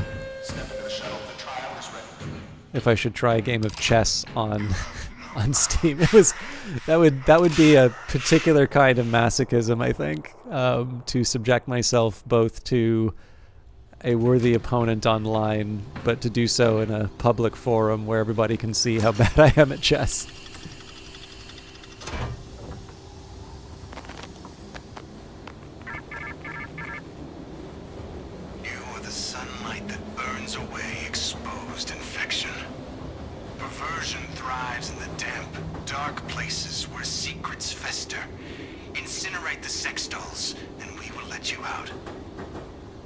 So the big challenge with this one, once you move up to, I think, Psychosurgery, possibly intensive, but definitely Psychosurgery, is that the opening bit with the cart normally was sort of clear. And then I believe in this level I will have a, I'll have a giant that's pretty much right in front of me that I need to somehow circumvent to get through. It's also worth noting, I think if they have bare hands, there may be a case where they'll grab you, but the ones with weapons basically just hit you for 3 points of damage. And so it can be a lot more difficult to manage those ones. Anyway, let's get to the objective. Yeah. So, let's go as far as we can.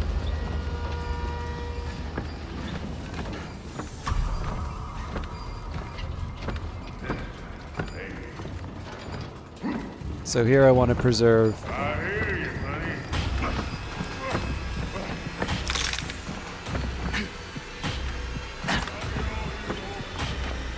So I don't necessarily know that the key's in the room here.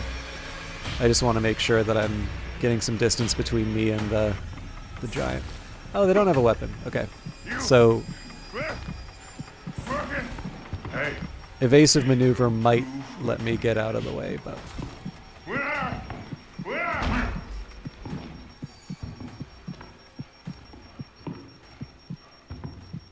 So the game does tell you which of these areas has the key. I didn't look. Okay, I'm gonna hang on to that.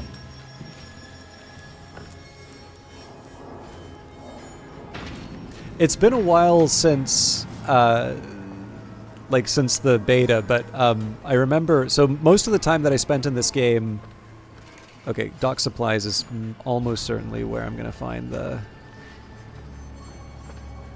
key.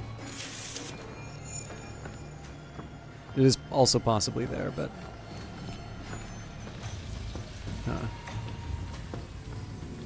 well, so much for almost certainly.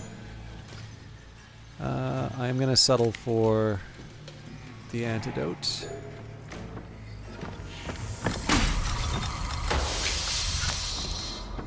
Okay. It's not good for my long-term health, but as long as he doesn't see me. Hey. Key.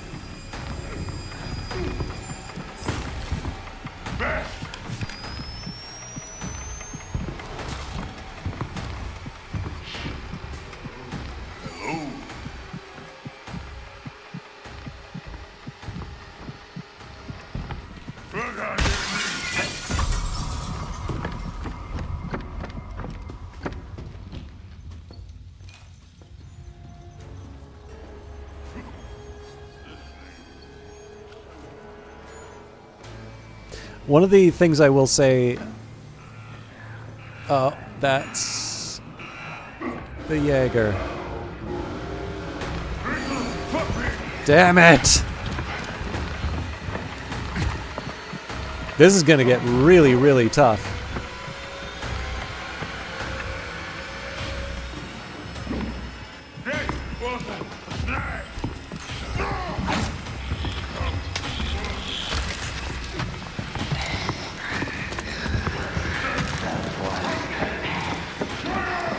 Okay. I just gotta yell it. Hello, Vanguard Master. Been a while.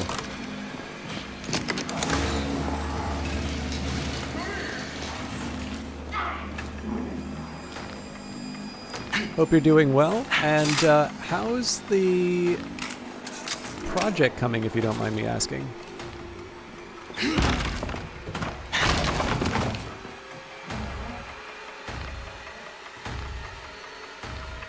Excellent.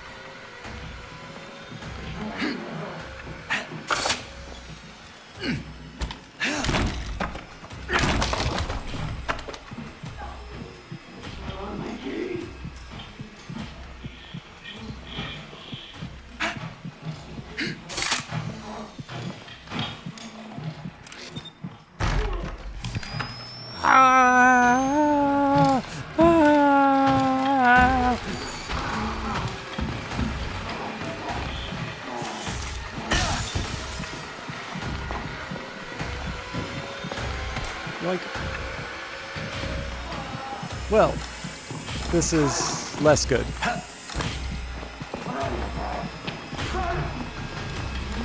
Yeah, right back to the Jaeger.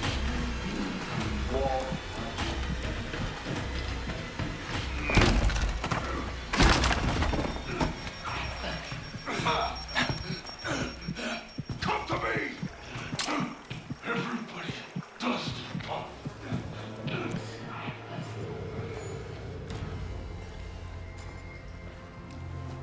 Oh, cool. Or I'm hoping that's cool. I mean, that could also represent a huge loss of productivity, but I'm gonna take it as a good thing.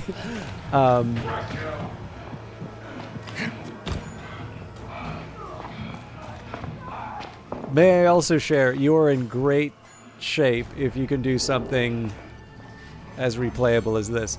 But yeah, I know you'd shared some voiceover with me, and I kind of figured like there's any number of reasons why I may not have seen anything on that. Okay,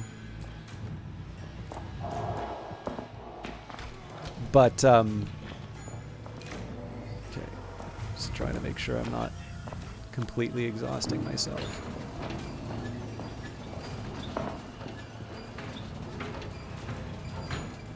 But yeah, I wasn't sure if there was a specific time that you had in mind for release, so I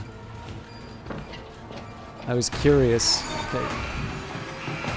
Man, he came out of nowhere.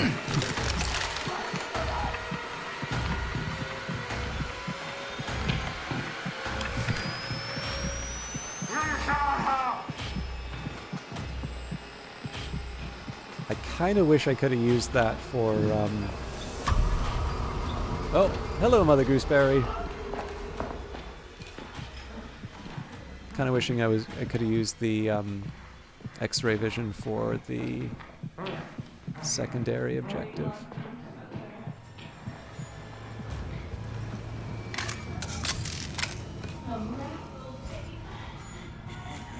Okay, until somebody catches me, and sorry, Vanguard, I am playing on the highest selectable difficulty, I should say. There's 2 above Psychosurgery called Ultra. But it does sometimes mean I can't focus on chat, so just bear with me a sec. Okay, I gotta go to the bathroom.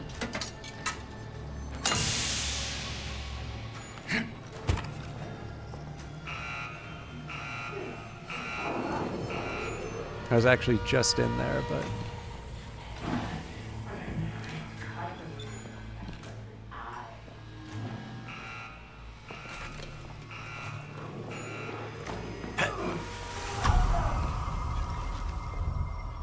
anyways, we're in the process of testing them and ironing out the bugs, and we'll be polishing in February.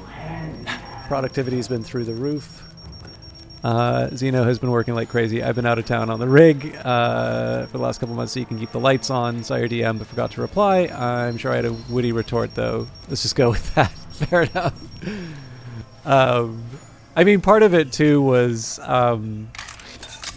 obviously rage baiting is my MO. So, given the fact that you are, unlike me, you have done a Kickstarter. It seemed like a particularly good way to annoy you.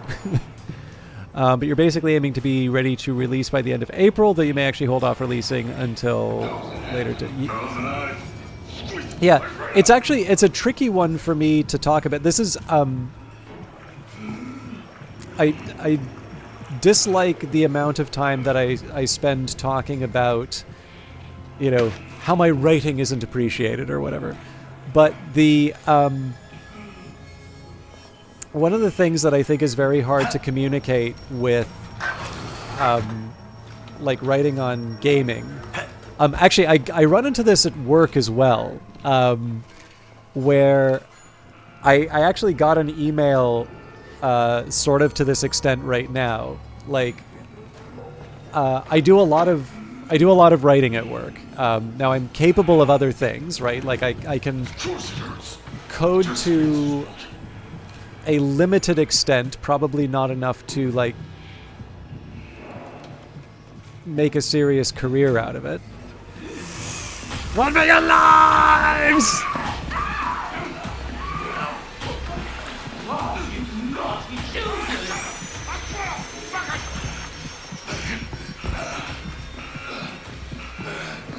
We definitely need a third enemy in this area.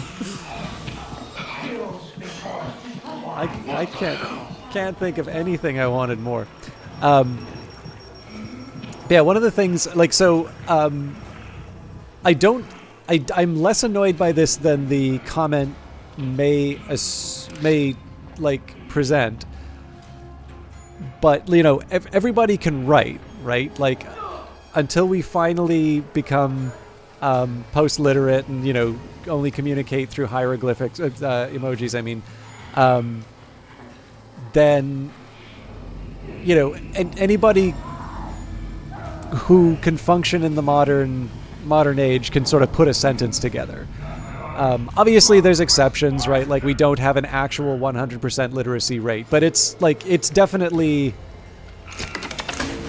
that's not going to go well for me.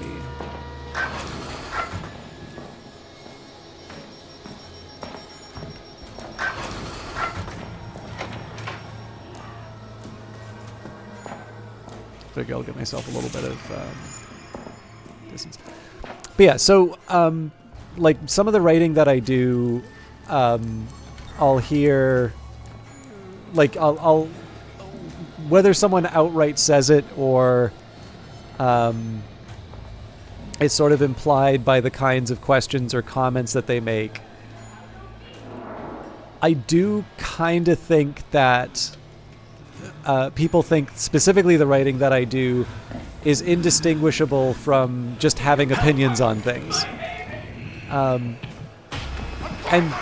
to be clear, I do have opinions on things. And in a certain subset of activities, I am paid to have opinions on things. Or, well, okay, opinions on things may be a bit strong. Like, you know, the opinion maybe follows from the analysis might be the slightly more accurate way of putting that. But if you are a consumer of a finished product, it can actually be very difficult to appreciate what went into that. And so I have some coworkers that, like, with near certainty, I sort of think they look at what I do and it's just like they think I am paid to have opinions. And that is the limit of my work. And, you know, like, I don't... I'm just trying to find a place to hide so I can chat.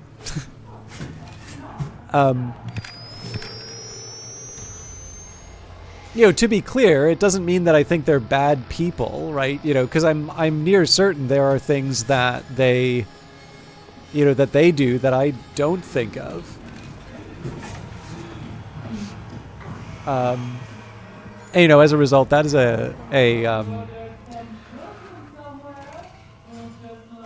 that's a misunderstanding on my part. But what I do try to do is I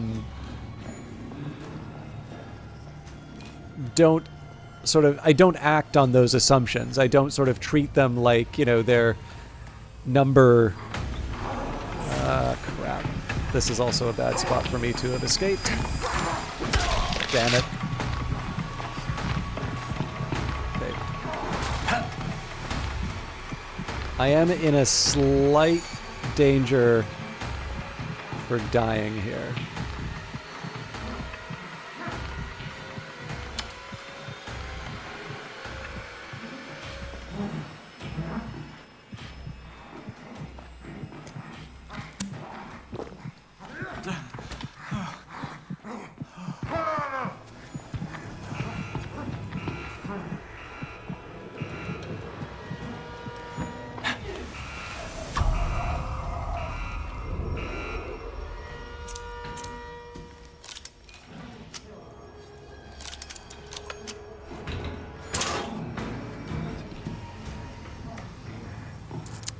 Nuts.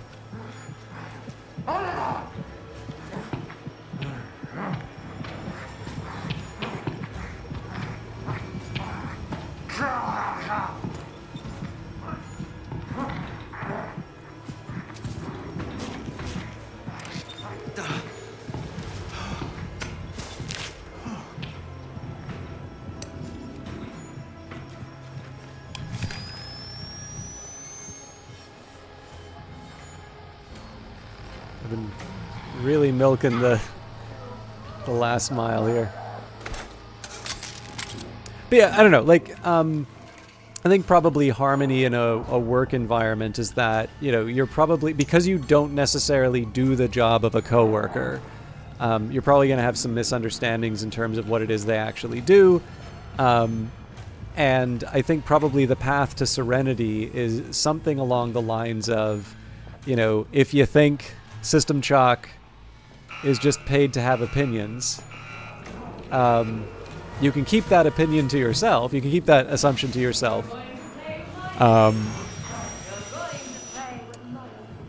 And when it comes time to collaborate, right, like, operate on the assumption that they do what their job description says. And I can assure you, when I went to apply for the job, it did not say opinion haver.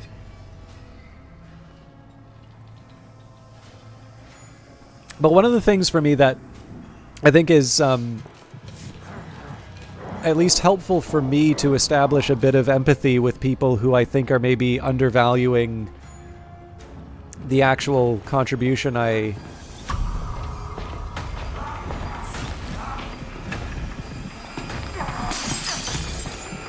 Buzz off!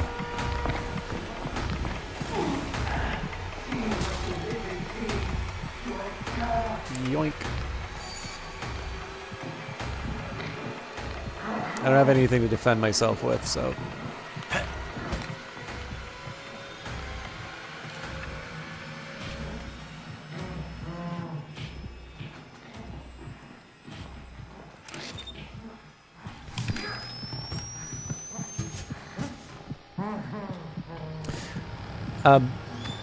But yeah, one of the reasons why I can have some empathy for someone who does make those kinds of assumptions, I reflect on the fact that ooh, okay, you know what? I'm just gonna push as far as I can.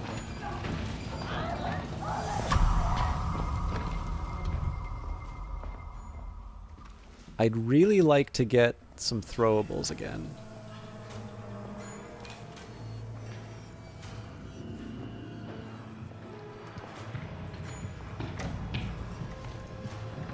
Yeah, so one of the points where I can sort of establish a little more empathy is I appreciate how much of my job is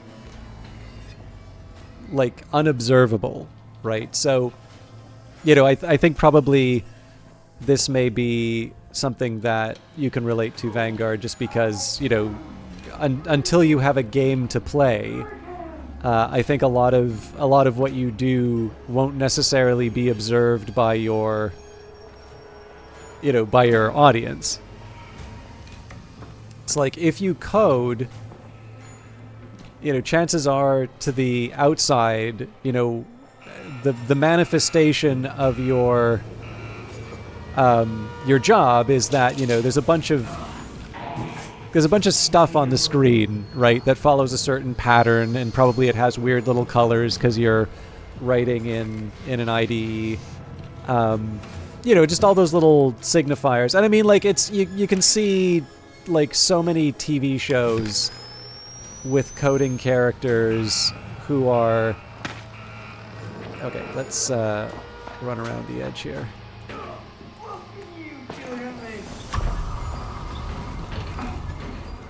Until I hear the scary music. Okay, I gotta slow down. Okay, I might be able to see this through to the end.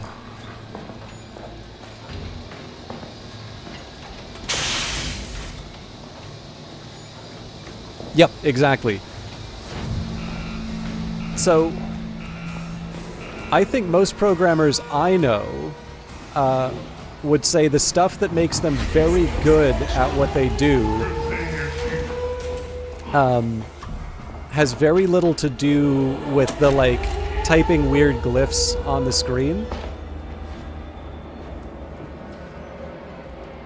And instead reflects sort of their understanding of, I don't know, certain properties of, like, the, you know, the decisions that they make, right? So, like, your ability to understand, you know, the, like, I mean, the stuff, generally, like, if you want to go and get a job at, like, a top firm, most likely it's going to be the stuff that you learn in your, like, data structures and algorithms courses, right? Like, you know, big O notation, or, like, the theta in some cases, you know, what's the, how slow does it get in relation to the number of inputs? By the way, I did hear a good one. If there are any programmers in chat, have any of you heard of Stalin sort? This is a truly wonderful, little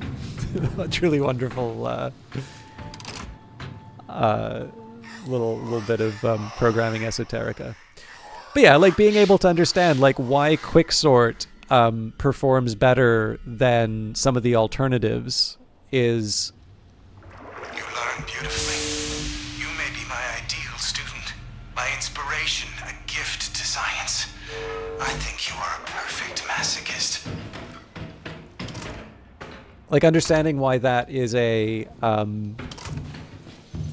understanding what's the right tool for the job in certain circumstances. And I've actually directly had to deal with this. So there was a while when I'd like use tuples for everything in Python. And I was wondering why something that I wrote was very, very slow. And it just occurred to me that, like, I think I wound up using a set or something like that. But, like, basically, just because I had this thoughtless bias towards tuples, I created a situation in which I was doing the most inefficient way of getting data. And it's fine. Like, the program ran, and I was noticing that it seemed to be slower than what my expectation for it was. But presumably somebody who is better, like somebody who you would actually pay to do some programming for you on, for an actual job, probably that sort of person would be less likely to make that mistake in the first place. They would, they just have that experience and that understanding to drive them to that kind of solution. But assuming, people can make mistakes, right? I don't want to suggest that, the people who are tops of their fields, like, never make an error or never, like, decide. But probably for them, it would not be like a surprise or something they would need to consider. It's like, it's running slow. Oh, yeah, no, it's the data structure that I used.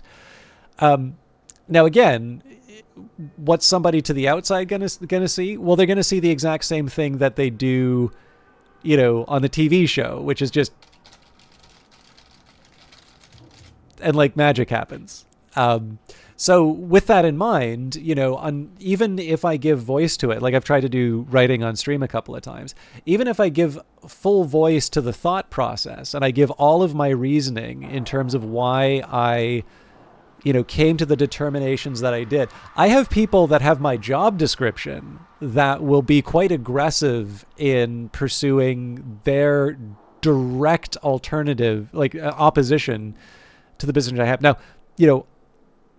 I know when to push and when to go back. Very often, if it's a contentious point, I've done my homework. But the difficulty is, right, especially because people value, this is like the thing that I struggle with the most, which is, conciseness. But because everyone can read and write, and because people look at the finished product, there's very rarely that appreciation for an entire chain of reasoning as to why things are the way they are. And particularly in cases where you're dealing with uncertainty, right? So, in terms of games writing, very often the questions people want answered are ones that don't necessarily have firm, predictable results. If you could really, truly 100% forecast with dead certainty, you would not see disappointing results from game companies, right? So Ubisoft would have canceled the games that have underperformed because there's no point in spending any more money on them, right? It's economically better for them to cancel the projects before they invest too much than it is to see them all the way to the end, because then you need to spend the money getting the marketing. And I suppose, like, technically you release the ones that, like, would make back more than the marketing, I guess. But, like, that's clearly not how that works. So, appreciating that probably the questions that a lot of people value the most are the ones for which there is uncertainty. Because there is uncertainty, that's how, very carefully reasoned approaches to that uncertainty can still seem like, oh, I had an opinion on it, but because my job is to be the opinion haver and you are the mere programmer, you must listen to my opinion as opposed to yours. And of course, what you would do if if there wasn't, like, work to be done, if there wasn't, like, the fact that, someone is relying on your judgment or your report or whatever. I mean, like, in the end, it's going to be, people are going to allocate resources based off of what you write. This is true for any job. Generally, I assume that most people's work is not, oh, just create a stack of papers so that we can like never use it, right? Like chances are, all things being equal in any given job, you know, if you're doing some sort of like, if you're not creating a direct product, let's say you're like working in a back office or something like that, and you're working with some sort of like uncertainty, the sort of thing that can seem like an opinion, usually it comes down to people allocating a resource somehow, right? Now that could be, you know, the indeterminate bit could be hiring. Fortunately, that's not what I do. But, you know, is this person going to be a high performer or not? Are we going to get our money's worth compared to all the other people that we could hire? And you'll make some determinations and you'll push things around. But in the end, the firm is allocating resources to decide, you know, which of these people do they hire. And of course, they're expecting you know, if you take a random person and put them in the HR role, the hope is that they would do considerably worse than the experts that you hire for that.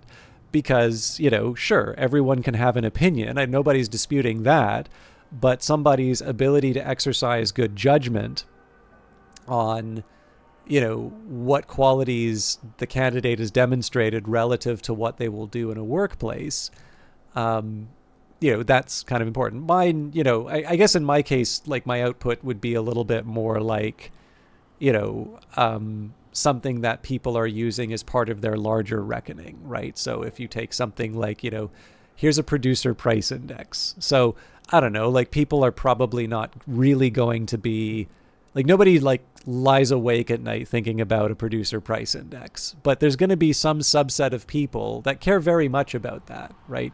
They're going to, some of those people may make interest rate decisions, incidentally, but even people inside of an industry, like they're going to want to know, what is the state of the economy, right? You know, what's going on, and specifically, you know, if they're within a certain industry, they're going to want to have as close of an idea in terms of what's happening in the specific area they're interested in, right? So if telecom prices matter a lot to them, and I mean, again, we have a lot of knowledge work, so it matters more than it would, say, when Canada was an agricultural or primarily agricultural country. Of course, we didn't have computers then. So, but you know, the fact of the matter is that people are going to take that as an input to something else, and so you want to make sure that your judgment is correct. And I feel okay saying this because I've had the arguments on that specific issue, and I know people who don't do that kind of judgment. And I will also tell you that I can see the results when it goes wrong. I know what they look like. So it's like I said, it's one of those things where it can sometimes be a little funny to like just think is like, this person really thinks like I don't do any work, basically, right? Because like opinions are not that hard to make, to do, you know, to have, but you know, good judgment is a very, very difficult thing to get. But the reason why I gave that example is that there is a version of this for games writing. And I need to appreciate, it's been a year since I've published something in the blog. I do want to get back on that. But one of the things that can be a little tricky on the game stuff is that, you know, everybody knows what it's like to play a game. Everybody knows what it's like to, you know, to play something, have thoughts on it, and, you know, Reddit's full of people who have opinions on games. But trying to think through in a systematic way and to provide a view that is, you know, original and hopefully helpful to the intended audience is considerably more difficult. Despite, again, the fact that it's from the outside, it looks like you are just another Redditor, you know, spouting off. So when you're talking about, you might actually hold off releasing until later, depending on the wish list and the like.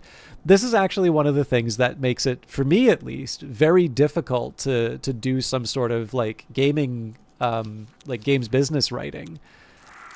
Because one of the things that I sort of appreciate about the landscape is that the cost of making games has gone down considerably, right? A lot of people can do it as a hobby.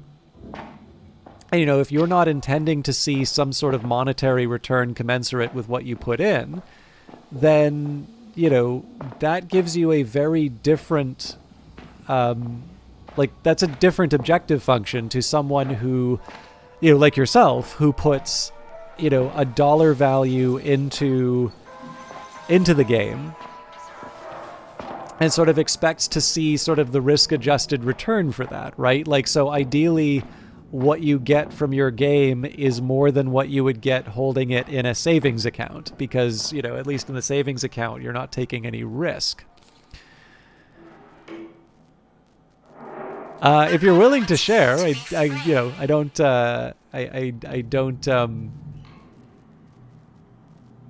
know if I want to feel very, very bad. But yeah, feel free to share if you'd like. 500K. Wow. I need to work in the oil industry.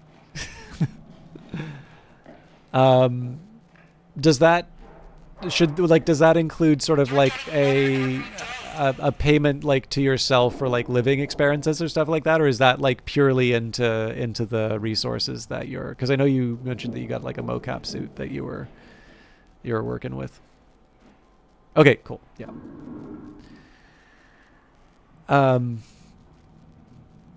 But yeah, so like obviously in that case, right? If you want to get like you ideally will see, not just a break even to that, because of course then you're going to be out your time and all of that effort that you put into, working on the oil patch.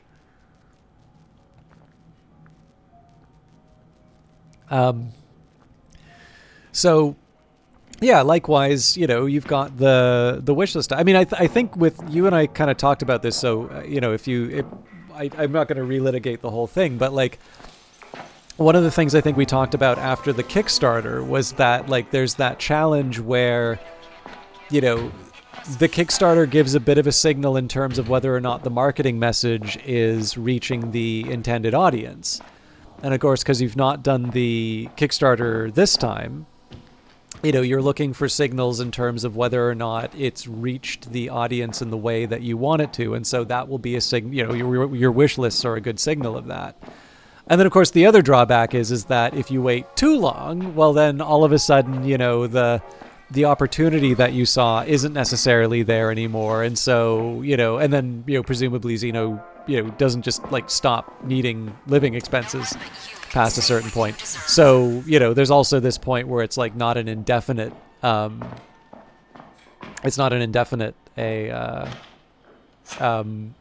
that you can spend on it either. But games-wise, first game you worked on, which you shelved, was 64, game release 170. Oh, I see. So it's like it's the sum total of sort of like the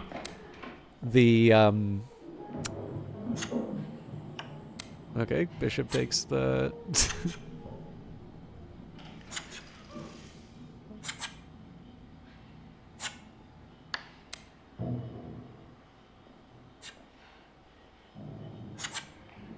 It's funny, this is actually one of the better chess players I've seen in the game. But yeah, obviously I would imagine an ideal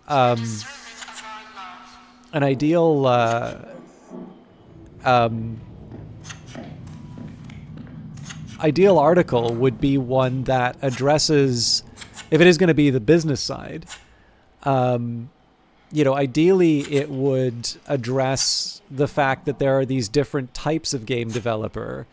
And so, what's true for one may not necessarily... I don't quite follow the logic of that one. Because presumably the bishop can just take the bishop, but...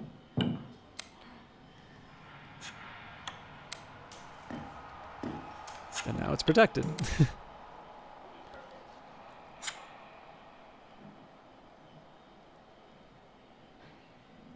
Don't do it.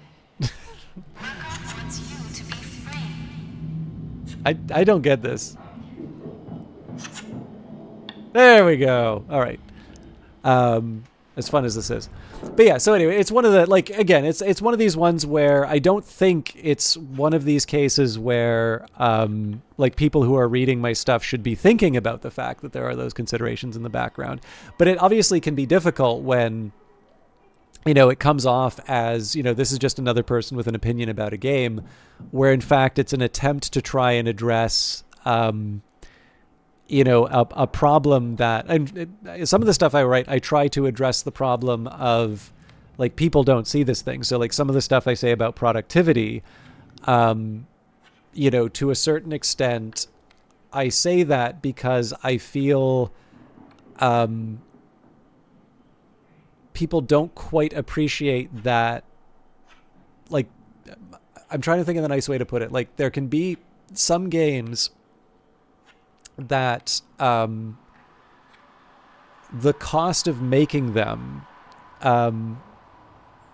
means they, combined with the very reasonable expectation that someone makes like a decent living off of this thing, and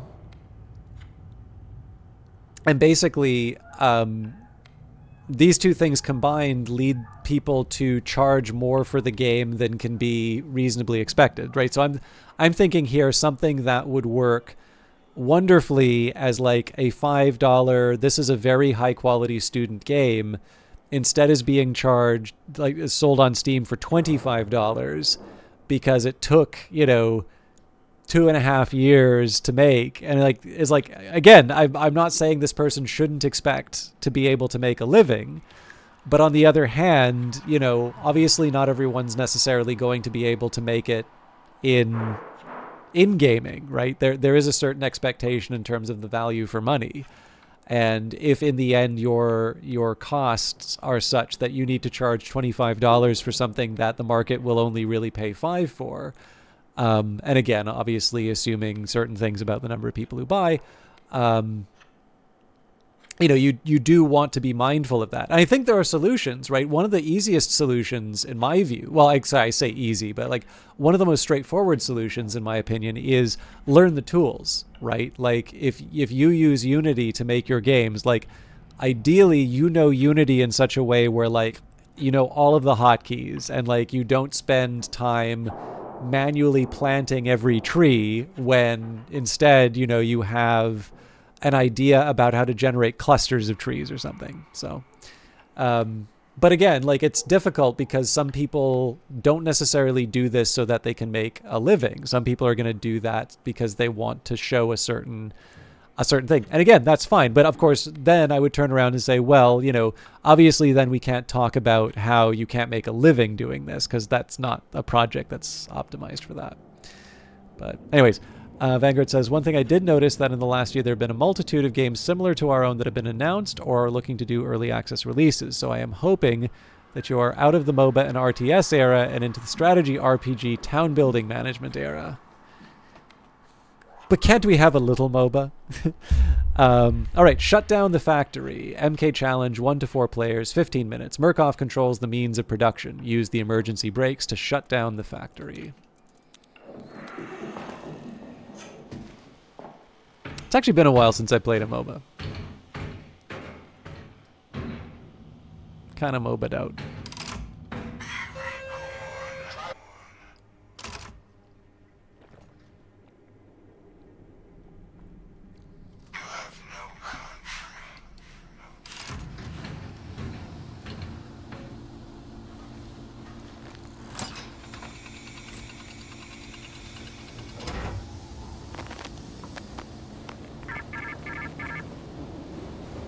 Workers are capital itself. Products bought and engaged to create more easily sellable products. We must control production. Shut down the factory, and we will let you out.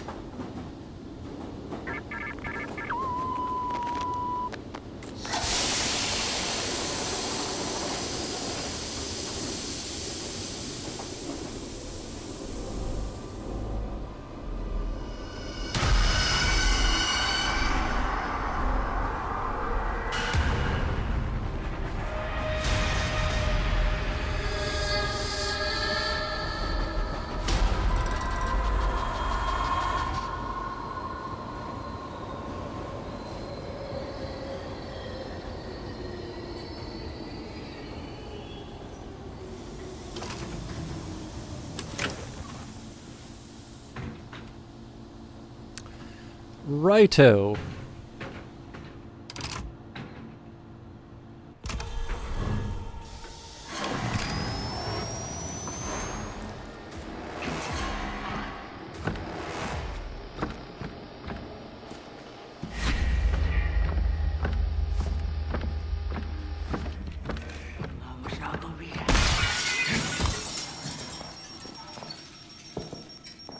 Nothing.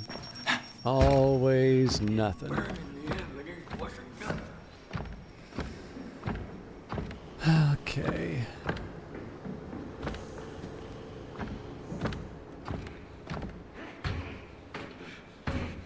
I shouldn't do that. Not that I plan on needing it.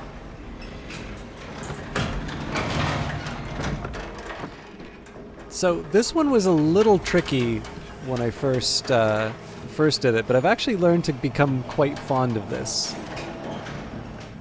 I do notice, however, I don't have a lot of things to throw.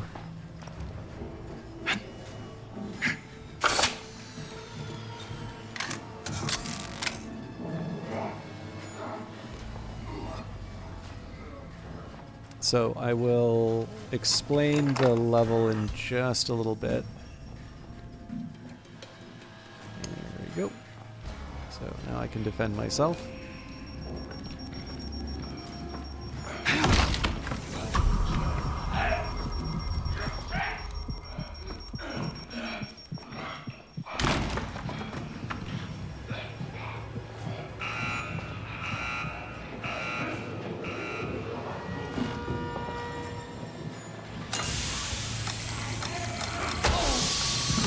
Yikes.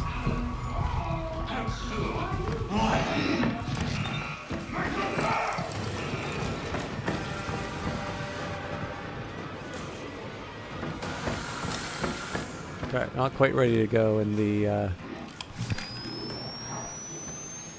other part of the map yet. That was a big screw up on my part. But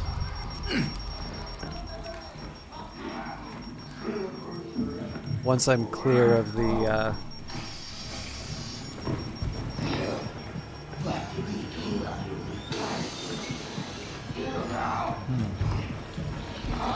Whee!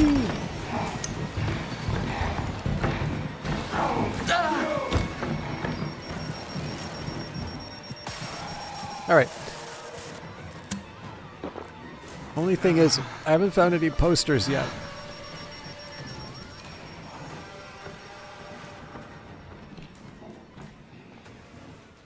Okay, so you can see these wires. Basically, this is what I'm looking for. I need to do 2 of these each level, and then that will let me shut down that part of the factory.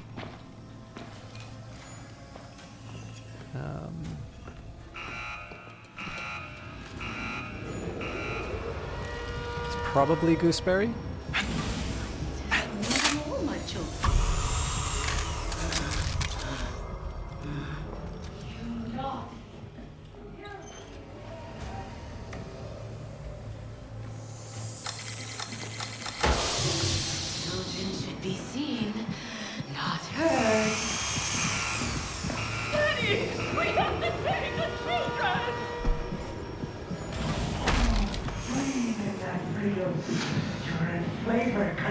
Ah, damn it.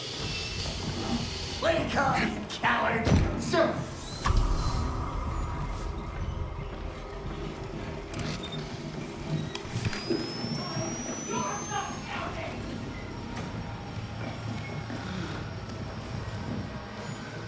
Oh, there's a poster outside there. You're dying! You've always been dying!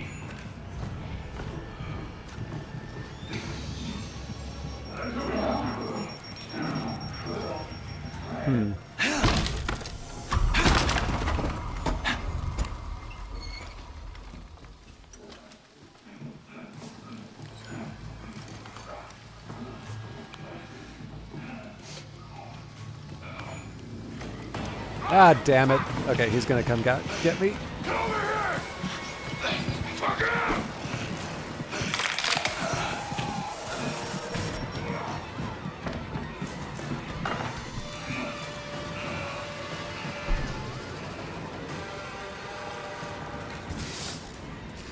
not a great place for me to be right now, but I've kind of been messing this opening up. So yeah, getting hit by the trap wasn't great. We've evened that out. I'll have at least one poster that I get here. This is not a great spot for me to be because there's like only one... Oh, actually, never mind. There's an objective.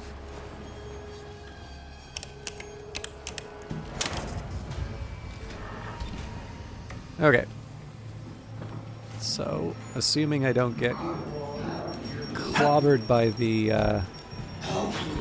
Oh boy.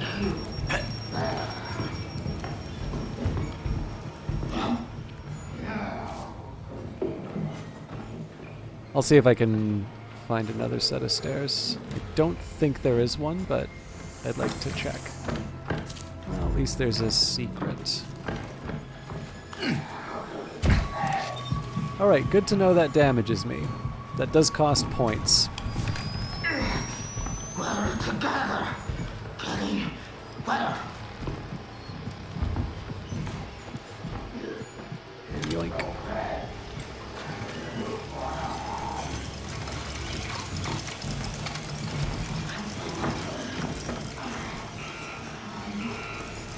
That sounds like Henrietta. Oh no, that's just the giant.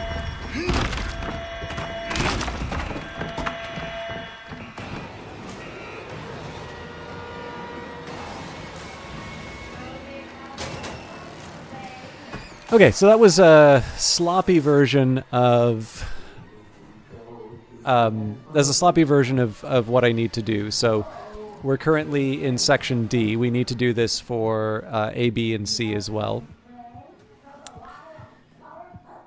There's a bit of a pattern to the way that these areas work. I would actually suggest that... Slow down! I just want to help! Section D is arguably the more challenging of the two because of this like brightly, or well, I guess it's not brightly lit anymore, but there's like this brightly lit area in the middle on the movement.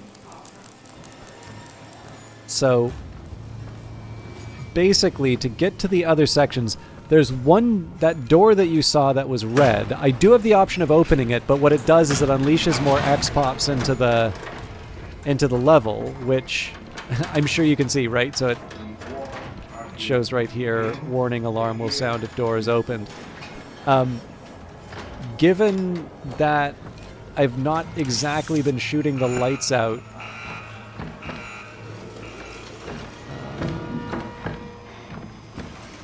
this is a very poor decision on my part. Okay, somehow I need to get back there.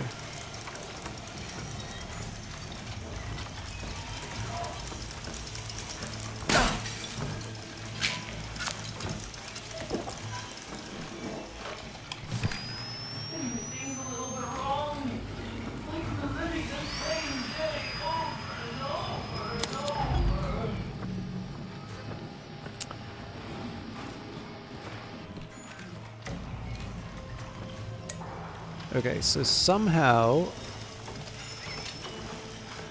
I'm gonna get into that section. I'd rather not cross over into B if I can avoid it. It might be unavoidable though. Okay, you know what?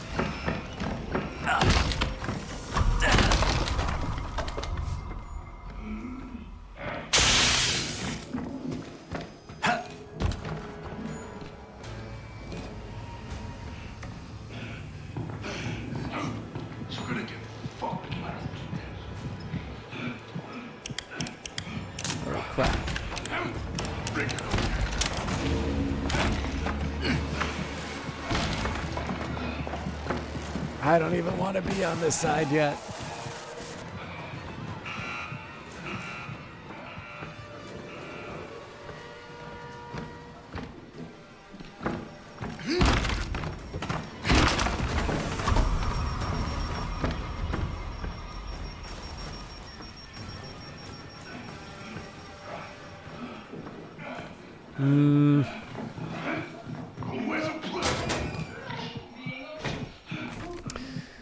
Just gonna hide like a coward for a little bit. I should share Vanguard Master. This lovely game uses the same engine you do. Who doesn't want to have a live service game, right?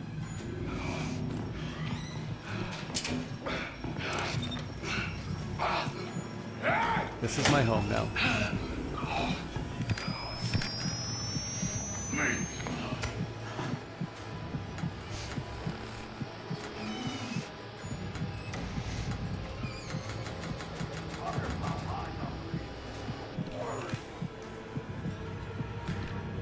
I have not.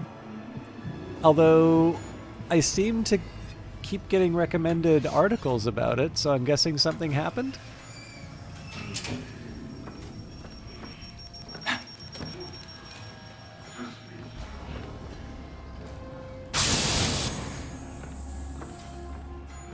Oh, this is going to be fun.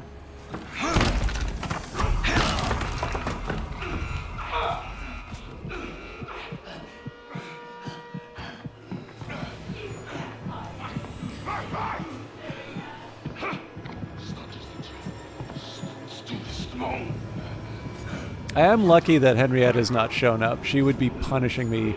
Fallen apart, bankruptcy, everyone fired, no more Intrepid Studios, lots of drama. So, I guess I feel like such an idiot asking this question, but like, who are these people? Like, is Intrepid Studios and like Ashes of Creation a project I was supposed to like know about, or? This is the part that I'm finding so difficult. Like, so much of the dialogue is kind of like Ashes of Creation. Yeah, you know that game you should know about. It's like, I don't. I'm sorry. Oh, huh. I didn't realize I had.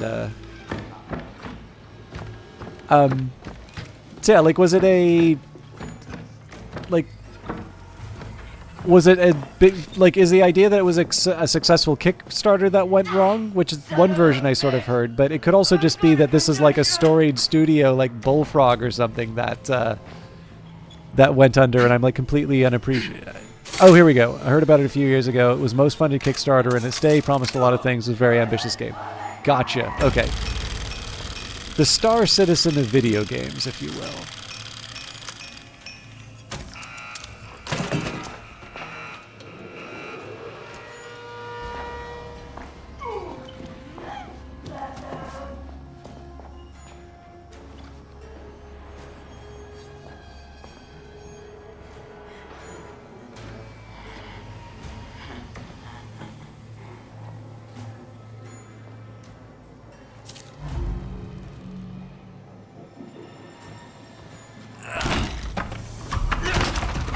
Probably get under one of the beds.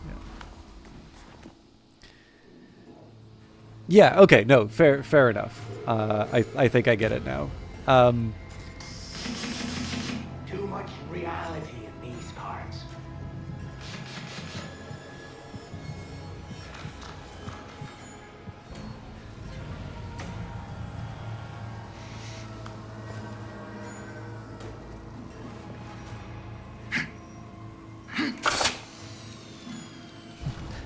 This, by the way, is a point where, like, someone would very credibly question my value as a commentator on games. It's like, well, if you don't know about Ashes of Creation, like, even with all the bugs and issues, still know lots of people that go back to Star Citizen frequently. Yeah, I mean, I knew a very enthusiastic Star Citizen backer who convinced me of the promise of the... Oh yeah, I still need to find the...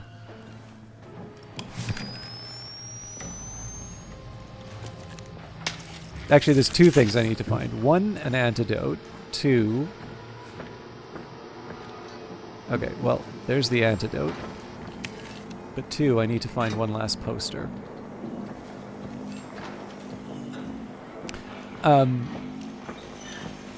Yeah, like I backed Star Citizen right at the time that they said backing one would no longer give you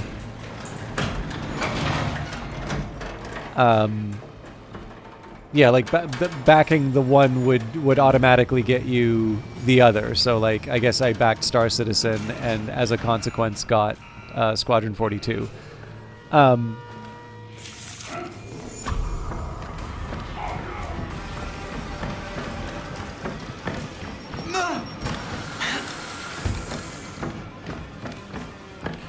Now, the thing for me, there are some projects that I am a bit more relaxed about. So I also remember that I backed a project that Neil Stephenson was involved with called Clang. I probably do not want to risk actually opening that door.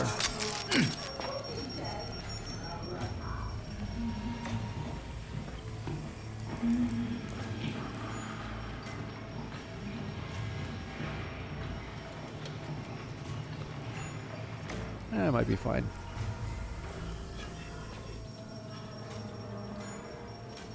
Oh, interesting.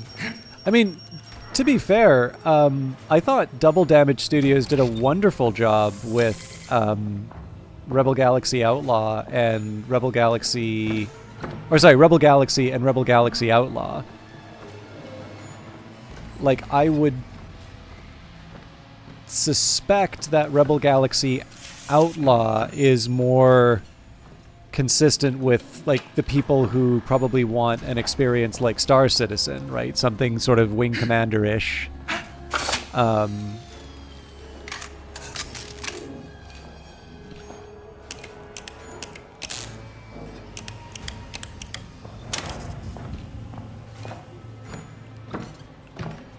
I think in the case of Double Damage, I don't know how successful Outlaw was.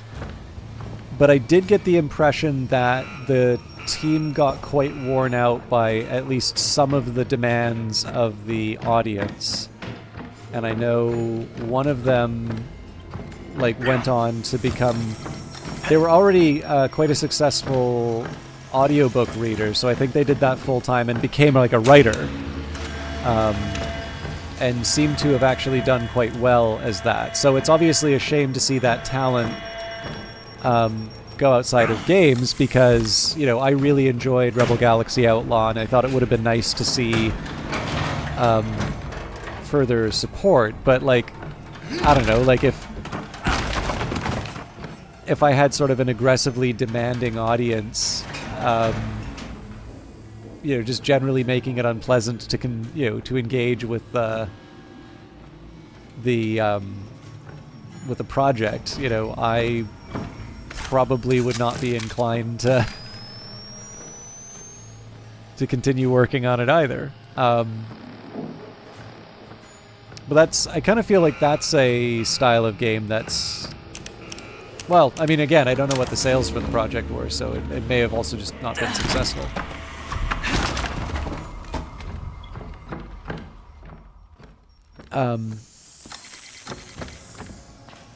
But in principle, it seems like one that was well done and seemed to meet with some kind of success. I mean, they made a sequel, right?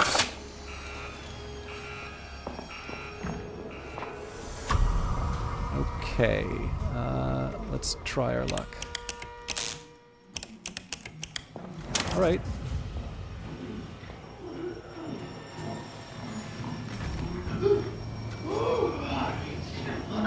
A lot of this depends on what direction the picture goes. Okay. Add the poster.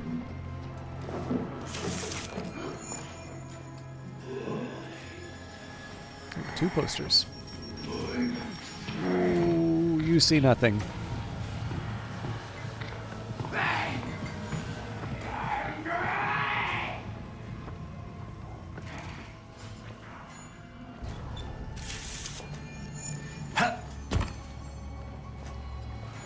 Actually, the other thing that I think is kind of fun about that development... Ah, crap.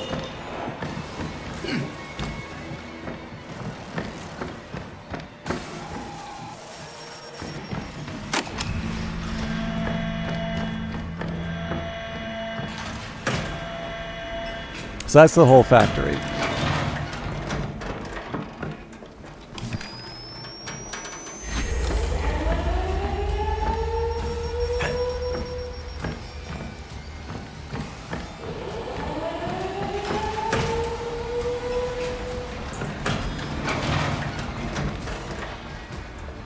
I'm going to take a quick second to switch out the antidote with a brick.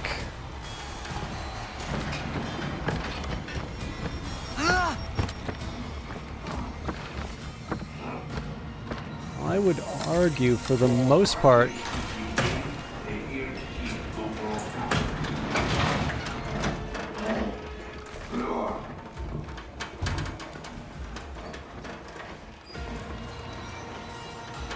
we're doing okay.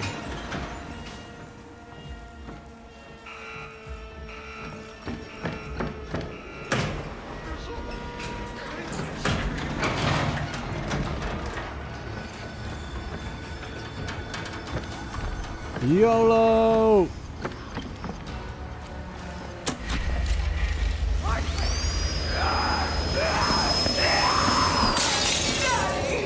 That man knocked me down.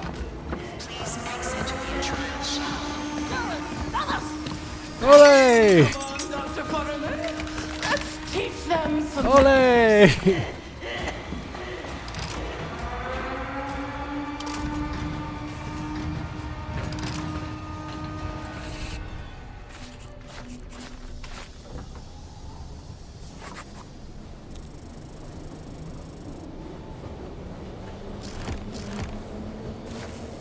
Yeah, so one of the things I thought was really interesting about that developer was that they, I believe they used their own, like, custom engine. Sorry, I should be kind of careful. So there's a few different things that people mean when they talk about engines. So, like, they didn't use Unreal or Unity or, Torque or, Godot or, like, any of the other more exotic options. I believe what they did was they used, I think sort of their core was the Ogre render. Like, so Ogre is a rendering engine. It's not... I know a teacher isn't supposed to love a student, but I can't help myself. You're wonderful. It's not like going to give you sound or AI or anything like that. But I believe that they sort of built out of that. I always find that kind of interesting. I think it's partly because I was reflecting a bit on Respawn. So I think, Respawn came out of, oh crap. Why can I not remember this? The Modern Warfare studio, not Sledgehammer. Oh, this is gonna bug me now. All right, you know what? I'm going to look it up.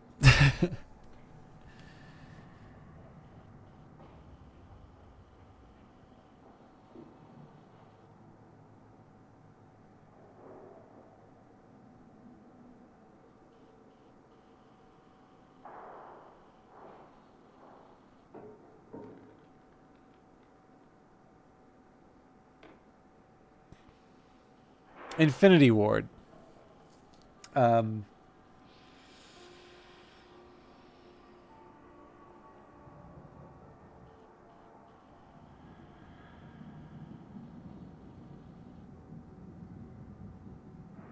But yeah, anyway, so so far as I can tell, the I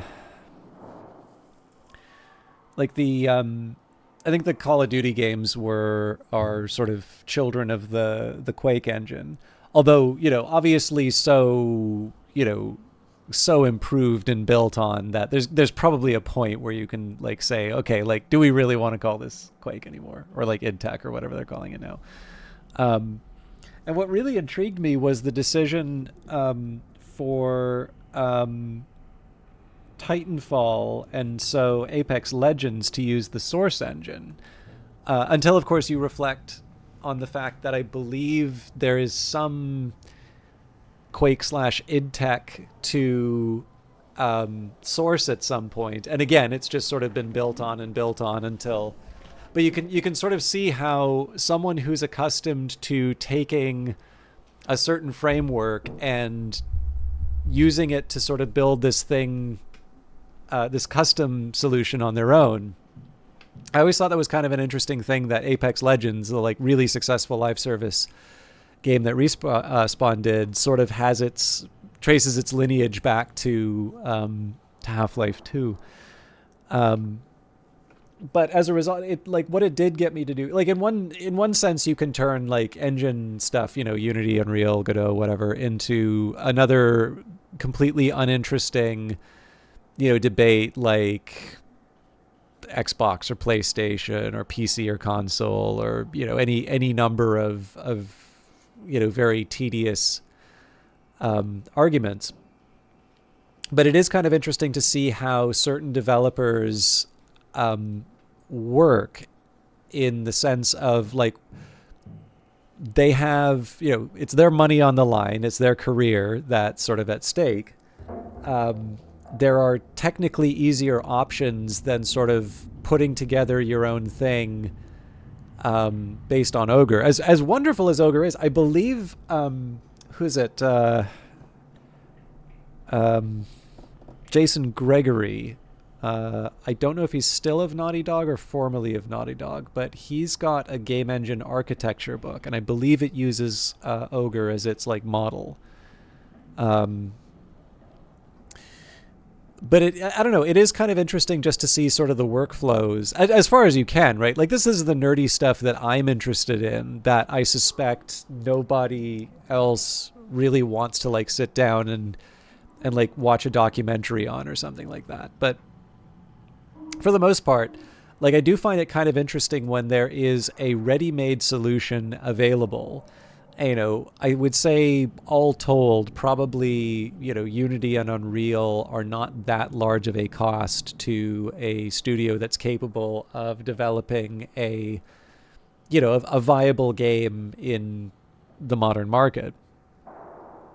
But there does seem to be that decision of some teams to sort of do these custom tools. And there's a local dev that I talked to, and like his perspective was that making the engine is part of the creative process for him. So like as far as he's concerned, he's doing the game engine equivalent of sort of like Leonardo mixing his own paints, which, obviously painters nowadays probably can rely on ready-made tools, and like the art of painting is not like vanished. But it's, chances are you're just not going to do that thing. But I can also see how some developers really do see that as sort of the heart and soul of the project.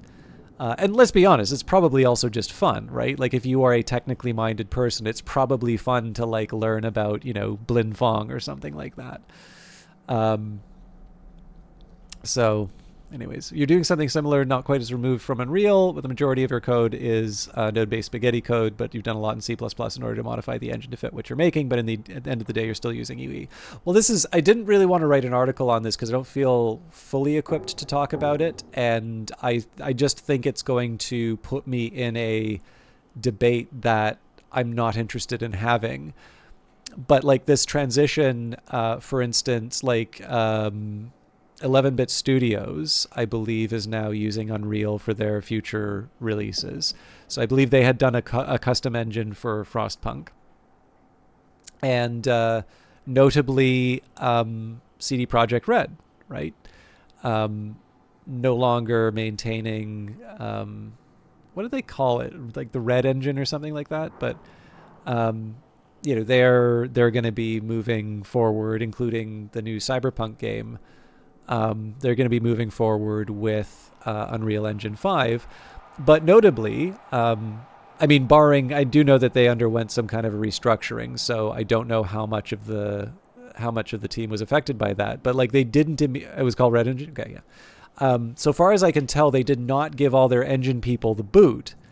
And that's because, ideally these are going to be tools that are versatile enough that when you want to push the envelope, when you want to sort of move that frontier of what's possible in a game out, you have a team of people that are capable of doing that. And I imagine part of it's a good deal for Epic. Obviously, if you're getting a percentage of the revenue of a company like CD Projekt Red, you're that's decent money.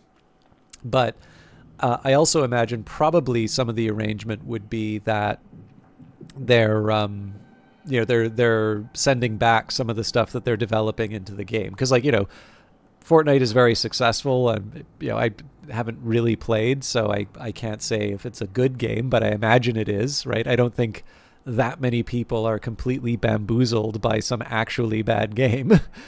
But that is a very specific kind of experience, and I'm not entirely sure that that's going to be the only source of improvement. And so to have a greater diversity of projects, and more importantly, have an incentive to sort of send those improvements back, would probably be good for the long-term health. I don't know. There's the weird thing is that I'm not like Terry Davis. I'm not gonna like sit down and like make my own engine from scratch. But the weird thing is that when I think of all of the challenges that are involved in like game development, and specifically the creation of the tools for game development, I actually do kind of think some of the stuff that goes into game engines is arguably a little more interesting to me. Just in the sense that, like, how do I put this? I've heard a saying that sort of says that like video games are basically all of the hard problems of computer science in one thing. So like even just simply the idea of like real-time rendering, right? You need to do something that kind of looks like a Pixar film, but you don't have the benefit of like RenderMan to crank out your scenes, over like a few months or whatever. You need to make sure that you're maintaining that frame rate. But of course, the expectations are so high that, you have to have something that looks like this. And if you drop below a certain frame rate, then people are going to get really mad at you, because it's probably going to throw them off of the experience, if not like kill them in the game.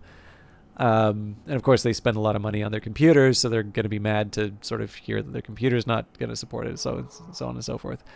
And yeah, there's just something about that idea of like being able to build something that is expressive enough in the sense that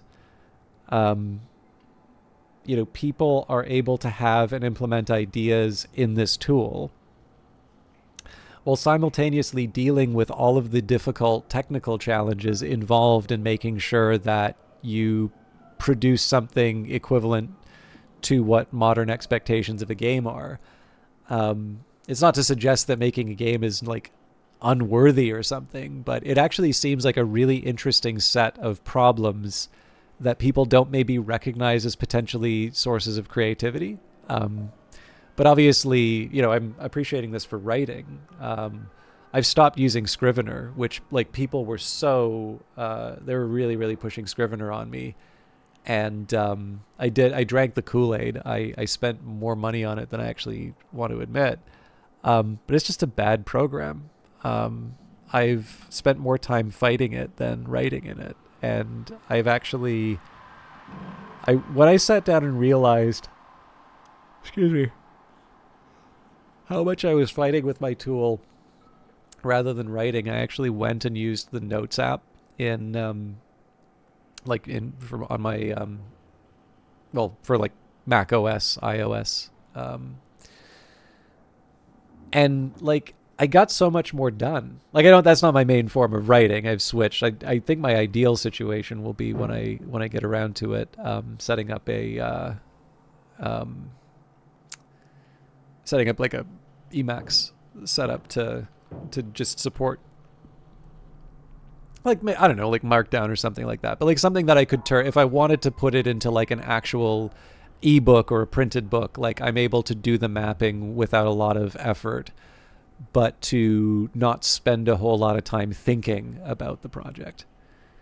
But anyway, I will read Vanguard Master's message, and then I'll go a little bit later tonight, because we may be able to finish off the Toy Factory. But the downside with Unreal that you've noticed is that if not done properly, it can have a lot of performance issues. Those can be solved, but it does take a lot of work. And I've noticed that in other games, some of these big companies just ignore those. I suspect because they calculate the amount of time to improve performance isn't worth the amount of time that goes in, especially if people are still going to buy the game. If it takes them another 6 months to resolve some performance issues, but then the result is only 5% of extra sales, it may not be worth the rate of return for them. Well, I mean, 5% is not nothing. If it's a big one, then like 5% is quite a bit. But no, I see what you're saying. The other thing too, of course, would be is because we're in the age of the update, like you can have, I imagine it's also like in some cases, if it's marginal cases, actually hearing the feedback from people and making improvements based on that could help. But I don't necessarily think people intentionally do that so much as they have a hard deadline, and you have like the stuff that people are reporting on day one, you can see in like the log of things to fix, but you have to just draw the line at some point. But I certainly get it. Like I can remember playing Observer and liking it, but really identifying that there were a lot more moments where sort of like the game would sort of judder or just not have the kinds of issues that I thought Layers of Fear did. So, which I thought was a bit of a shame because it was a decent game, but it did sort of pull me out of the environment. Anyway, this is the one I'm expecting I may have some trouble with. Fumigate the Factory. MK Challenge, 1 through 4 players, 15 minutes. Aging workers with their pensions and benefits are the bleeding wounds of our economy, draining the corporate body with their chronic existence. Stop the bleeding with a sterilizing gas and put the workers out of their misery. Well, I mean, Ubisoft has their own tech, right? I don't believe they're using Unreal. I will say, for the most part, I find I do find executives are an easy they're an easy scapegoat, but I'm not entirely convinced they are the source of all the industry's ills. I mean, again, it depends. There is something I'm probably going to write that will hopefully touch on this a little bit. I will do the briefing and I'll try and talk myself out of this horrible contrarian position that I've taken. Happy accident. The unnoticed leak that invites invisible death. Ushering out the workers whose lives linger beyond their productivity. Fumigate the factory. Kill the employees, and we will let you out.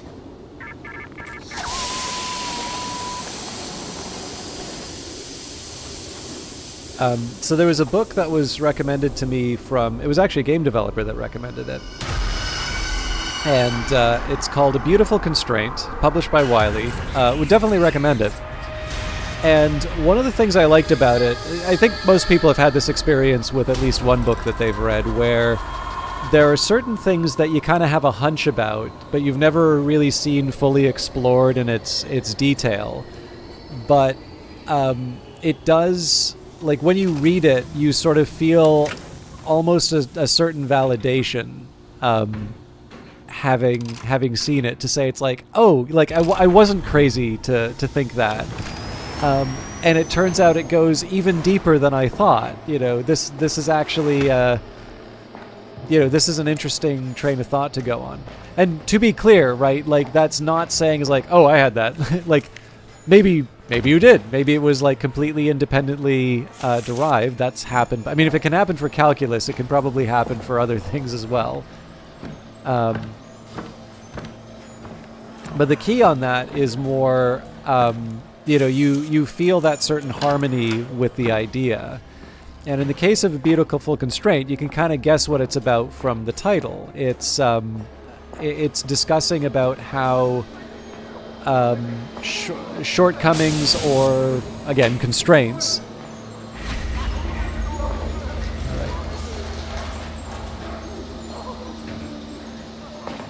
produced a superior result to what might have happened if they had sort of a full budget. And I think one of the things that's... Okay.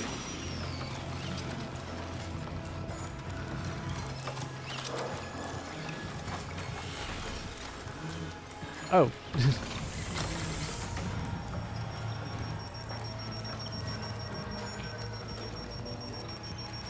Section A or Section B?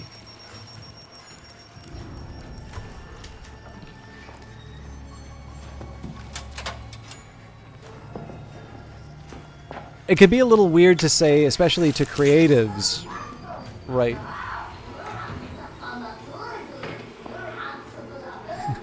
What? Why am I deliberately going into the environment where Mother Gooseberry is?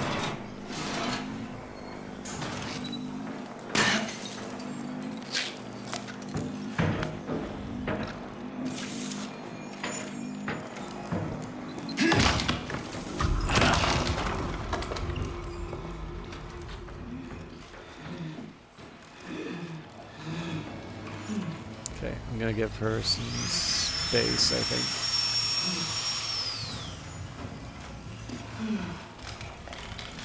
Oh, children!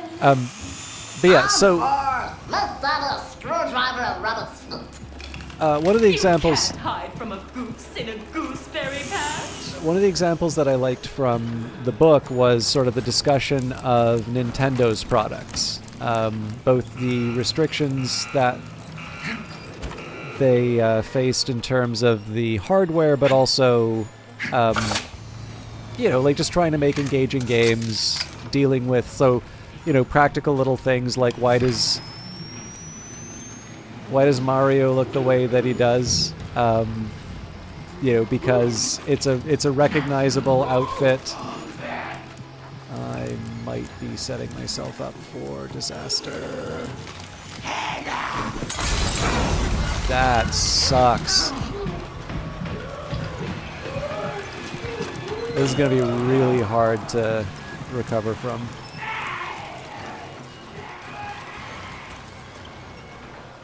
Not impossible, but...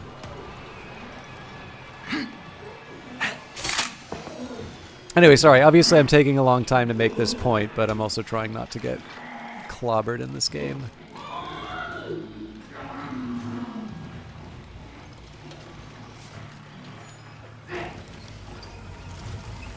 Fun detail, by the way, you can see that I'm leaving blood behind me. Oh, that's not good.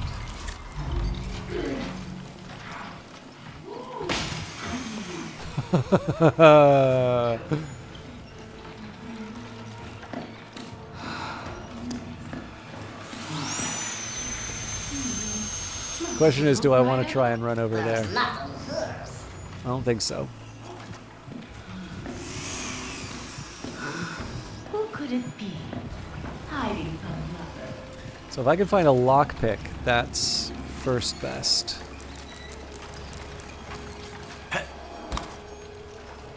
Well, I guess not getting hit in the first place was first best, but...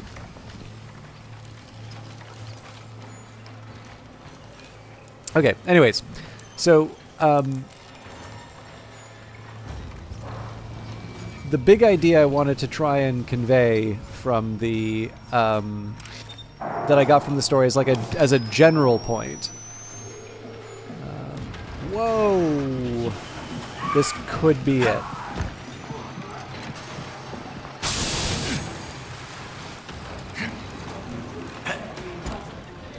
I was too eager to get the,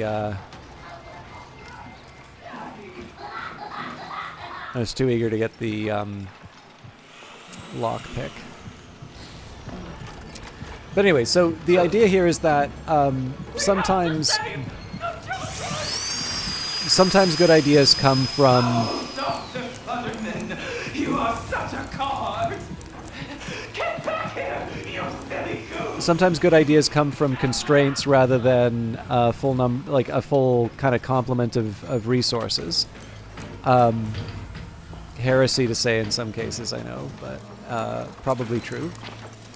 I really want a lock. You know what? This'll do.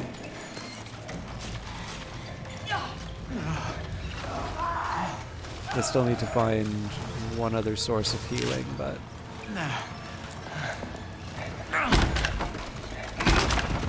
Mother Gooseberry can still probably one-shot me, but...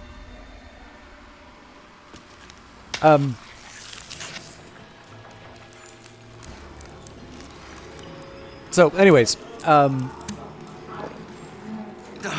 once I recognize the fact that constraints can be a source of inspiration, sometimes you can get these very elegant solutions when you are faced with constraints.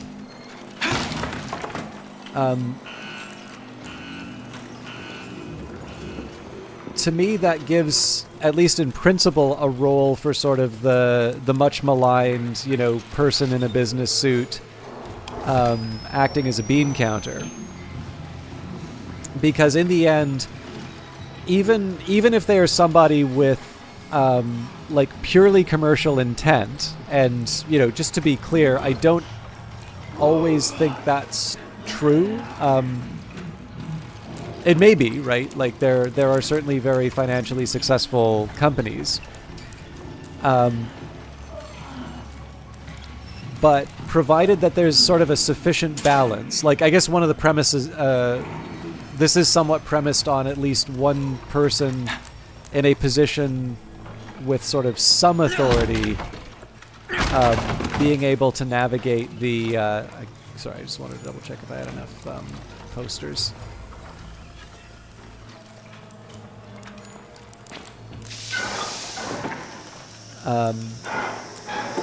But yeah, in principle, you're able to sort of face the budgetary restriction brought on by sort of the quote-unquote suits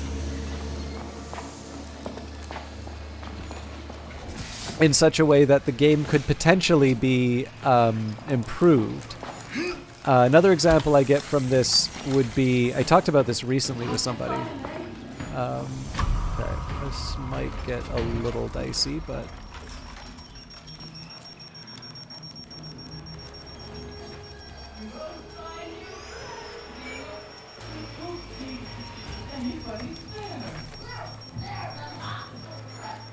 The catch here is this is going to make a lot of noise as soon as I... Okay, let's try.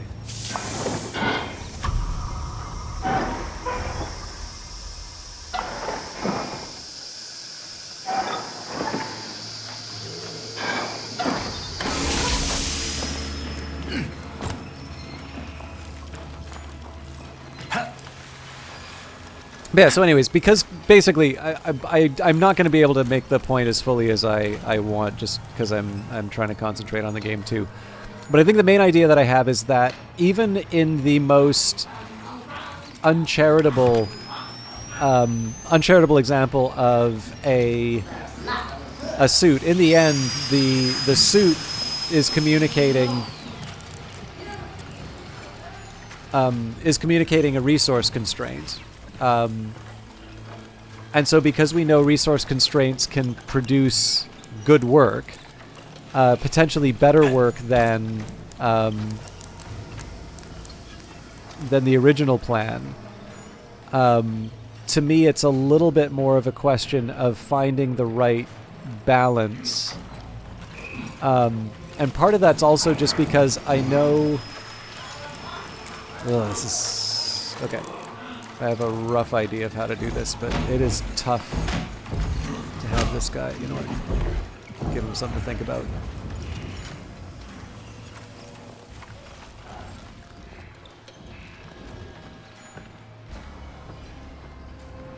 But yeah, anyways, the point, I think the point to me of the executive is effectively, it's the one part of the chain. Oh, I'm not, yeah. It's the one part of the chain that will respect a very real financial constraint. And I can understand why that role is resented by the more creative roles.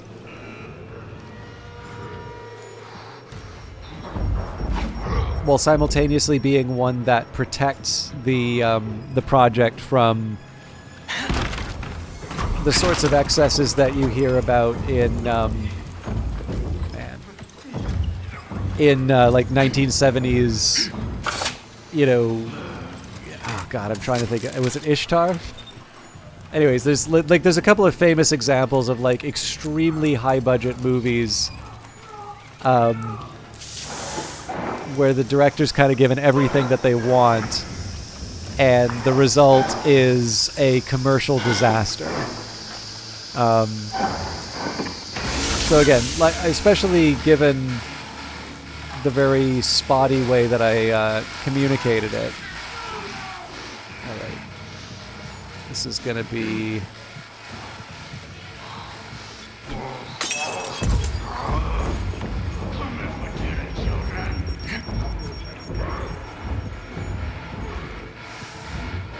I'm going to do my best here, but a lot of this relies on me being able to find places to hide.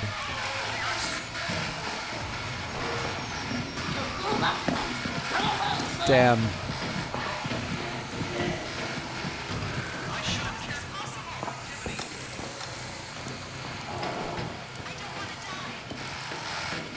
Okay, there we go. We made it.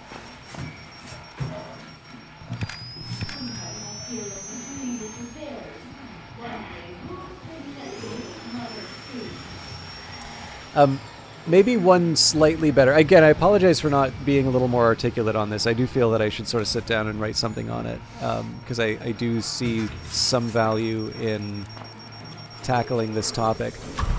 But I will say, one couple I really like hearing about this from is the Weather Factory developers.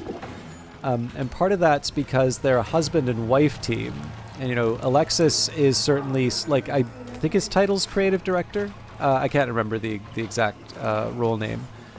And Lottie is the producer. So you can see, you know, despite the fact they, you know, obviously love each other and have made a life together, you can easily see how in their creative work there can be some very natural tensions that emerge. Because one of them is all about, you know, having ideas and implementing them in the game. And then the other one is focused on, you know, making sure stuff's done on time, or, you know, that there's an appropriate support given to certain things.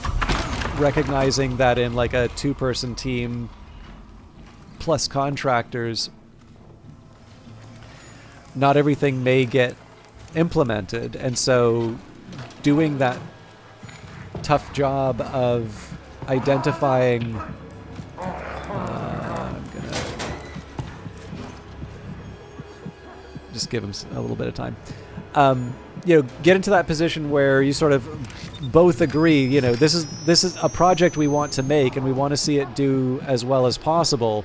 But if we do this thing that you want, you know, potentially it's going to come at the cost of the success of the project, right? This may not get done. We may run out of money before this thing happens. Or, you know, it's going to come at the cost of implementing this other thing I know you want to do, and I know you want to do this thing even more.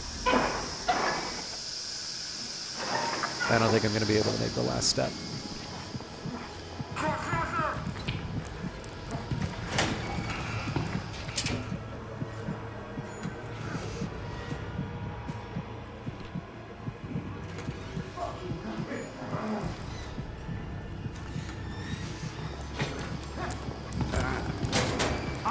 Oh, fuck off. I want to know how he developed night vision.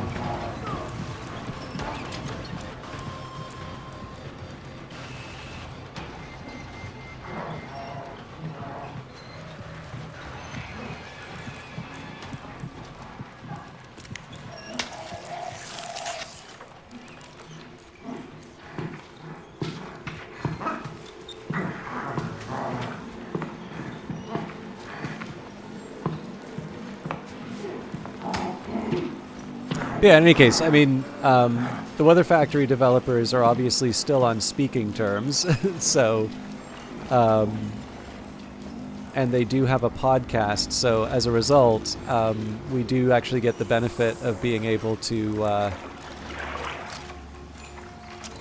hear what an effective collaboration between the, you know, the creative and the...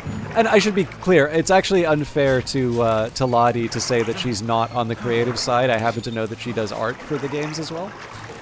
But yeah, obviously, it's a duo...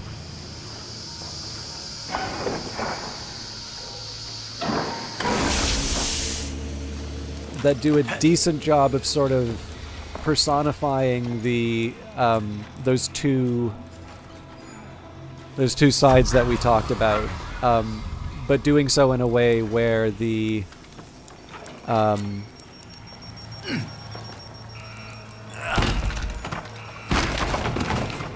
okay, this is gonna get interesting.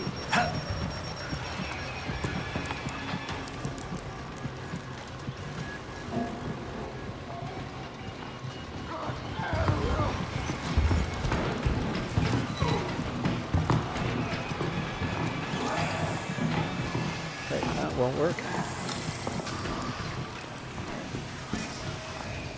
This kind of doesn't work, but I'll settle for this because it'll protect me. Anyway, sorry, I'm not being as articulate as I want. The one thing I will say that hopefully somebody does take as a recommendation out of this is check out the Weather Factory podcast.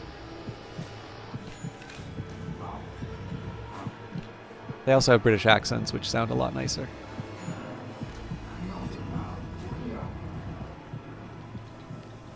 Okay.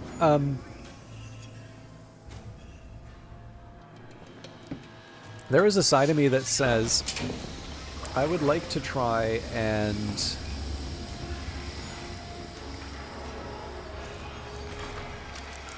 do one of the other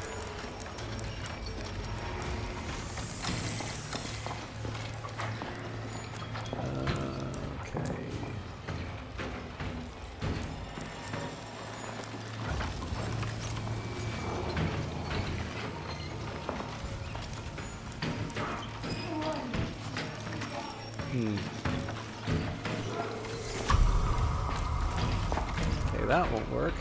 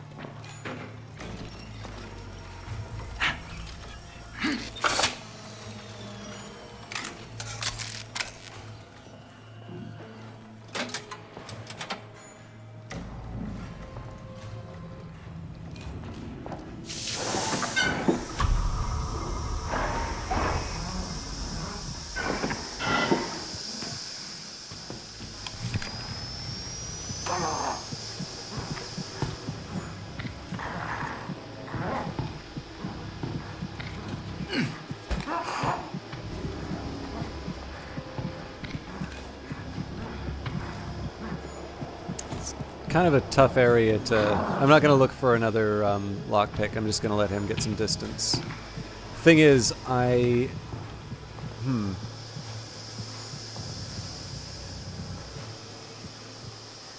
do need to make like a really fast exit because if I stick around here, I don't have anywhere to protect myself. Okay.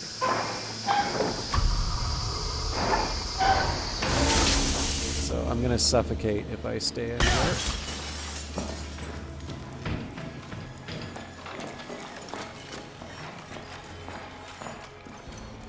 Okay. So this is gonna be a tricky but not impossible. I'm gonna take a minute to just head out here. I believe if I don't remember if this is how the poison works. I don't recall if I lose a full bar of the poison, if that bar is gone forever. So I'm keeping the health as a last ditch protection.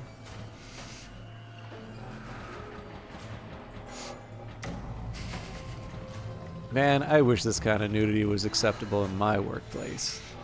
But no. I'm told we have a dress code, and I'm expected to conform to it. I picked the worst possible time to come out of that.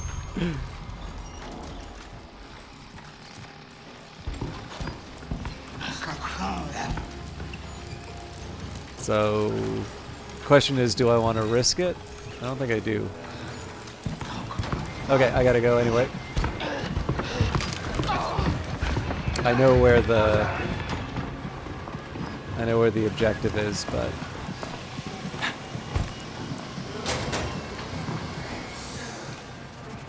so this is the sort of thing I want to stay in.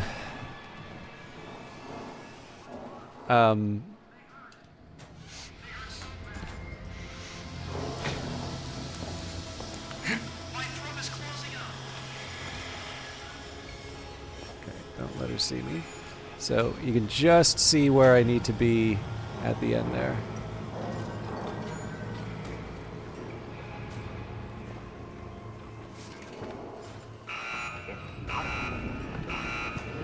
Okay, I can't risk it with not with the pusher.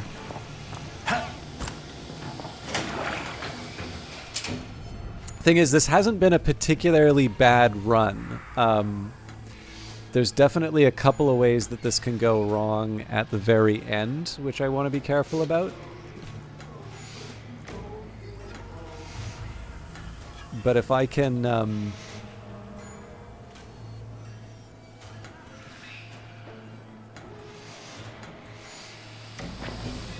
deserve this. Okay, I saw the giant walking around.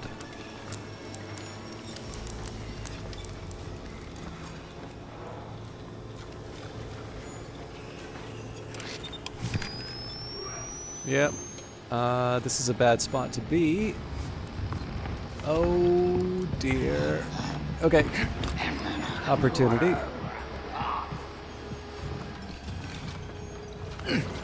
Now, number one, is there a spot for me to hide? There is. All right.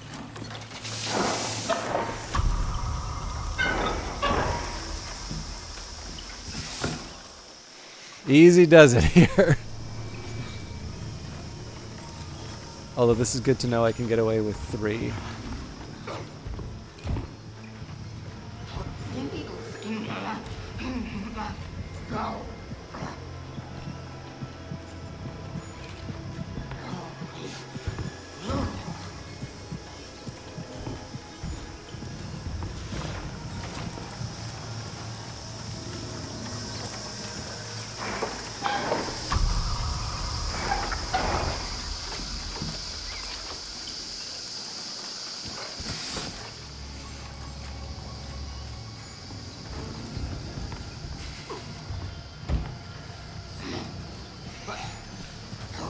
I want to be mindful of the fact that all hell's gonna break loose as soon as I get this last one done, so...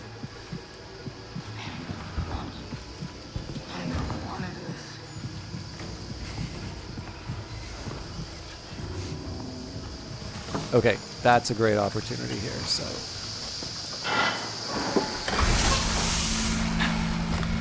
Run for it.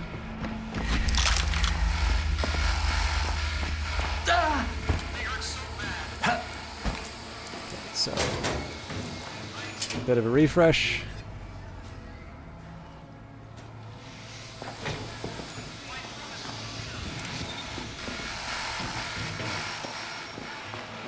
Oh, that was a lot easier than I thought. Okay, so as soon as I hit the button, this is going to close the area down. Alright, so I'm going to want to hide in here. Last thing I want to do, if I can, is get more items to throw. Unfortunately, looks like we might be coming up short.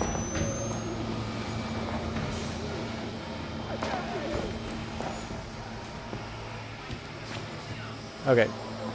I'm gonna accept a second best world.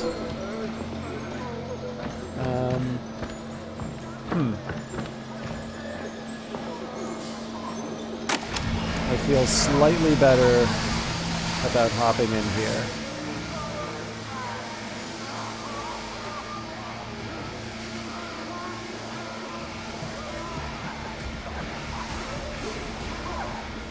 So that's going to open up in a minute.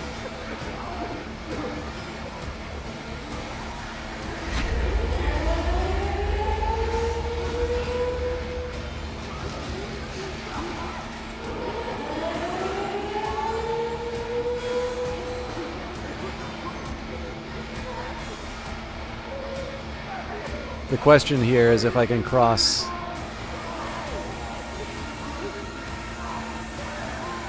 Ugh. This is a tough call because I can't see any of the. Oh, god damn it. Come back! Mother has such a fun game! Don't mind me.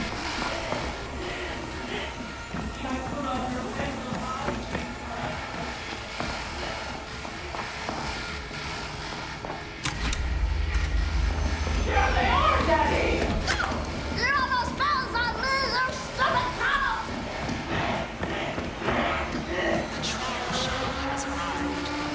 Okay, there's an opportunity here.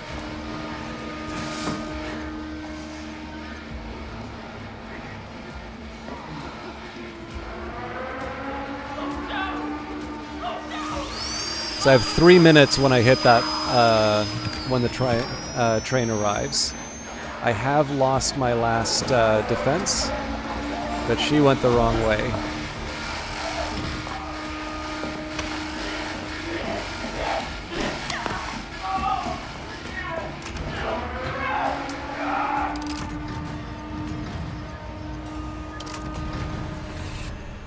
So one of the really, yes, you and me both, Avatar.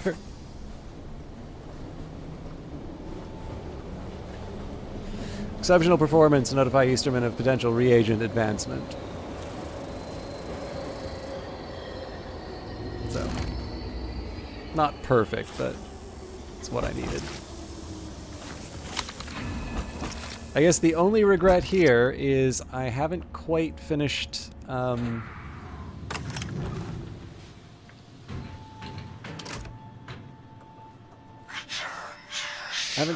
the objective. Okay, I was talking at the very beginning. I was going to make this the last one.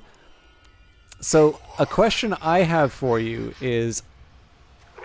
You make this look easy. You inspire me.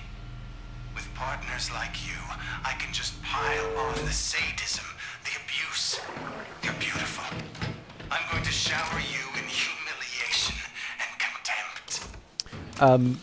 I did start off by saying that I wasn't going to do pickup groups again because the experience has just been a disaster. But would you like to see? Because if I need to get to 99, I think the one thing I might be willing to do would be a group finder for like a standard. Yeah,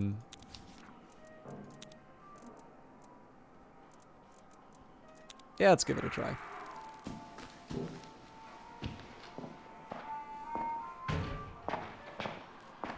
I'm not expecting miracles here, by the way. That's why I'm doing standard rather than psychosurgery.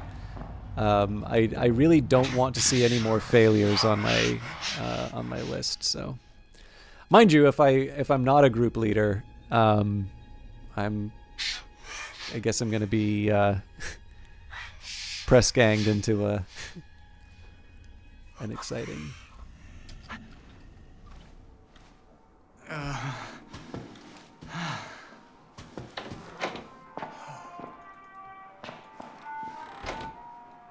Let's crush the sex toys. All right.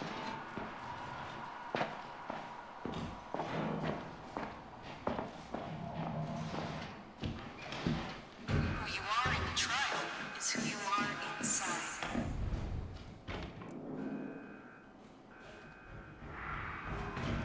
At least it's standard, so.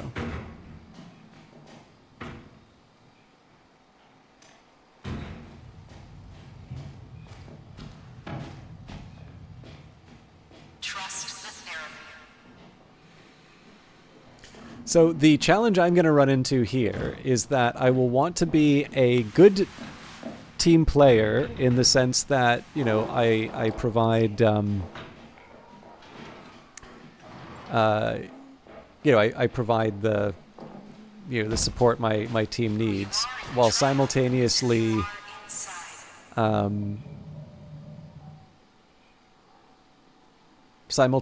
accepting I was promoted to group leader. All right.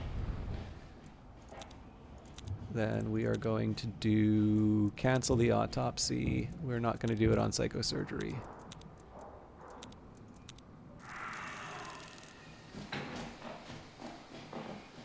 Ignore the fictions that live in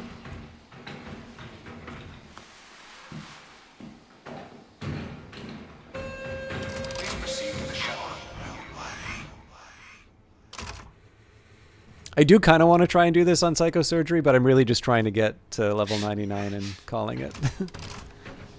And I did say I was not going to do a pickup group again, so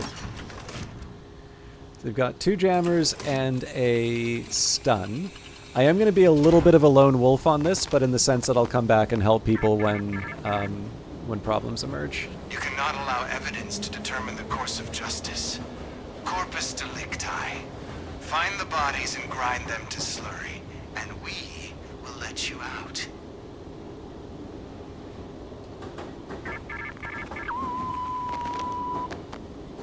So this one's a bit more straightforward, and again, because it's standard difficulty, I'm going to expect it's a considerable... I also don't know...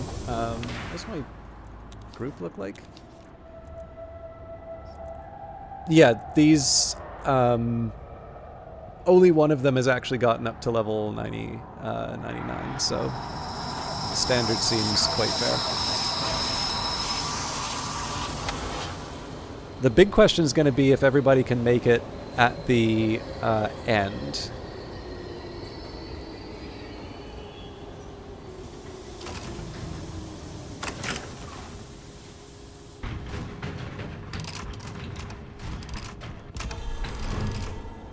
But we'll see how it goes.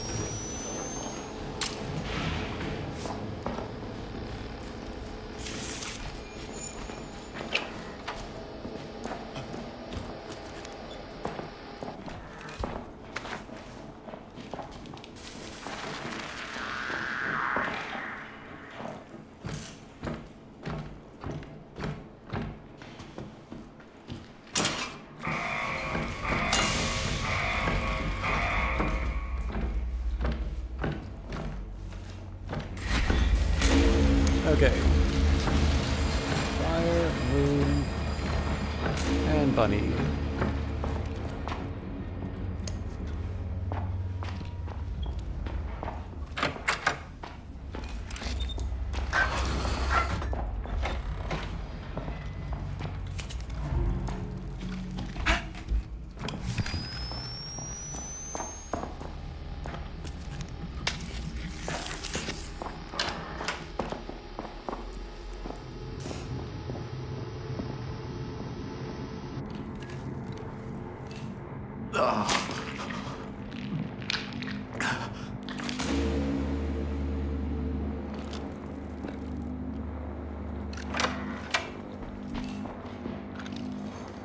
Yeah, I am slightly amazed that we have not seen an enemy yet.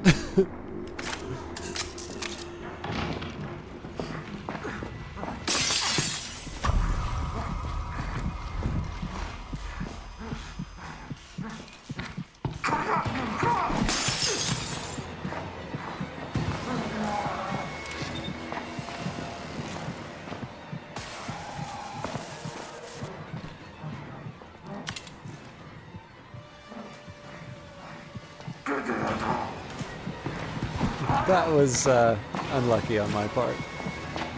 Unlucky or foolish, one of the two.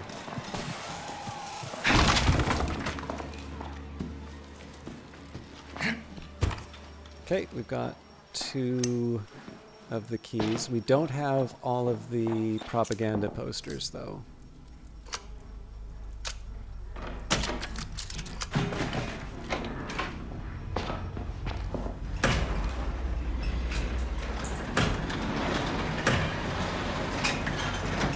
Oh wow, these get harder when you're solo.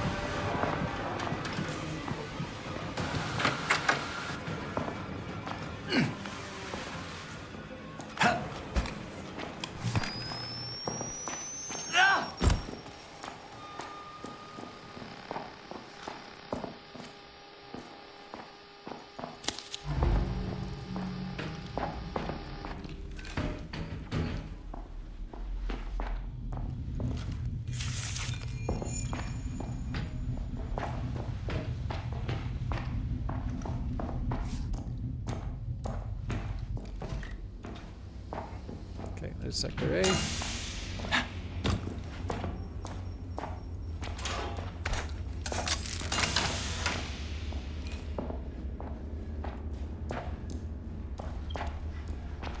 That's our last propaganda poster. I'm gonna get one of these just in case. They're close. Be careful.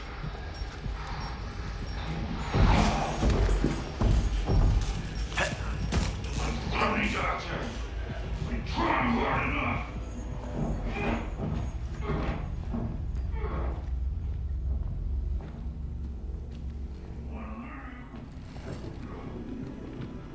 Okay, that's the last objective.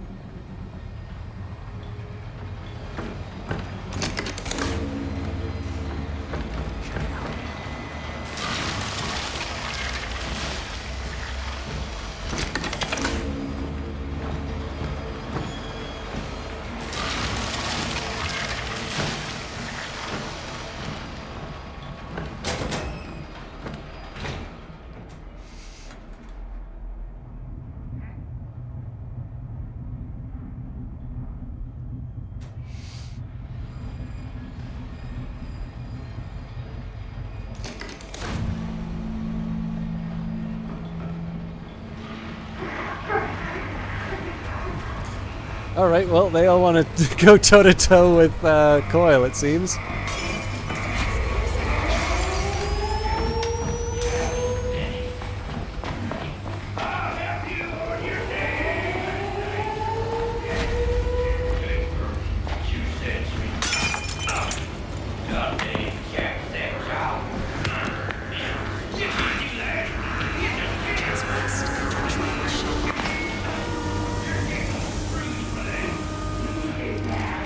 It'd be nice if Dogwood Mange would come along.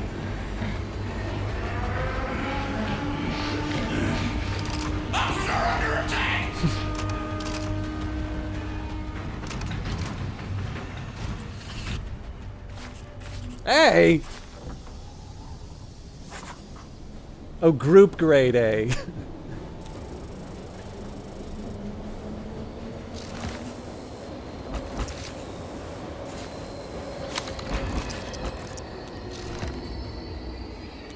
There you go. So when I do low-level challenges,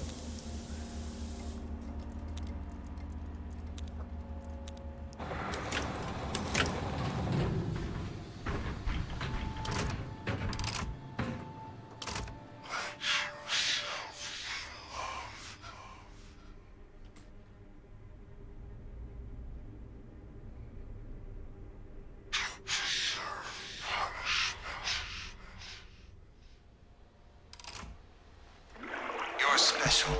Nobody else is operating on your level, and I have special things planned for you. Keep going.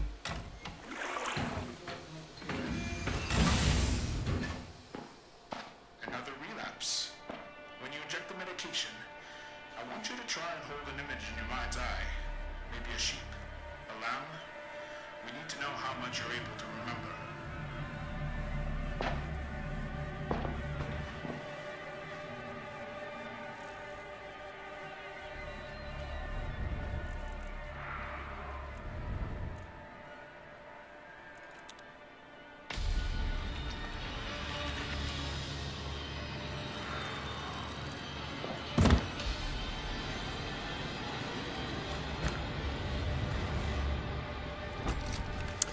perform permanent unlock. Visit denizens in order to spend your unlock point.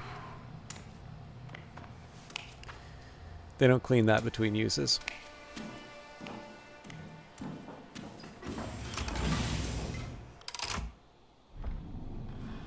All right, so at this point, as much as I would like to get the evasive maneuver, Little pet. I think at this point I need to, we can do instant use. Well, bless your heart. You behave now. So for those of you not familiar with the relapse mechanic, actually I think this guy wanted a chess match. I should probably finish up for tonight. But the relapse mechanic, so there's two things that you can do in the game. You can do a rebirth, which is what the this number is here. So that's the idea that you complete the therapy and you go out into the world as sort of the final intended product of Project Lathe. Now that you don't lose anything doing that. You know, canonically you become a different reagent. You know, you can have like a different look and all of that, but the idea here is that, you know, all of your cosmetics, all of your stuff is still there. You just get like a bunch of experience points. Oh yeah, there's a reason why I did. So 150 experience is worth a little bit more when you're at the start of a level. Now relapses are a little bit more interesting. So essentially, once you get to level 99, you get the option to relapse. So you can't move your character up anymore.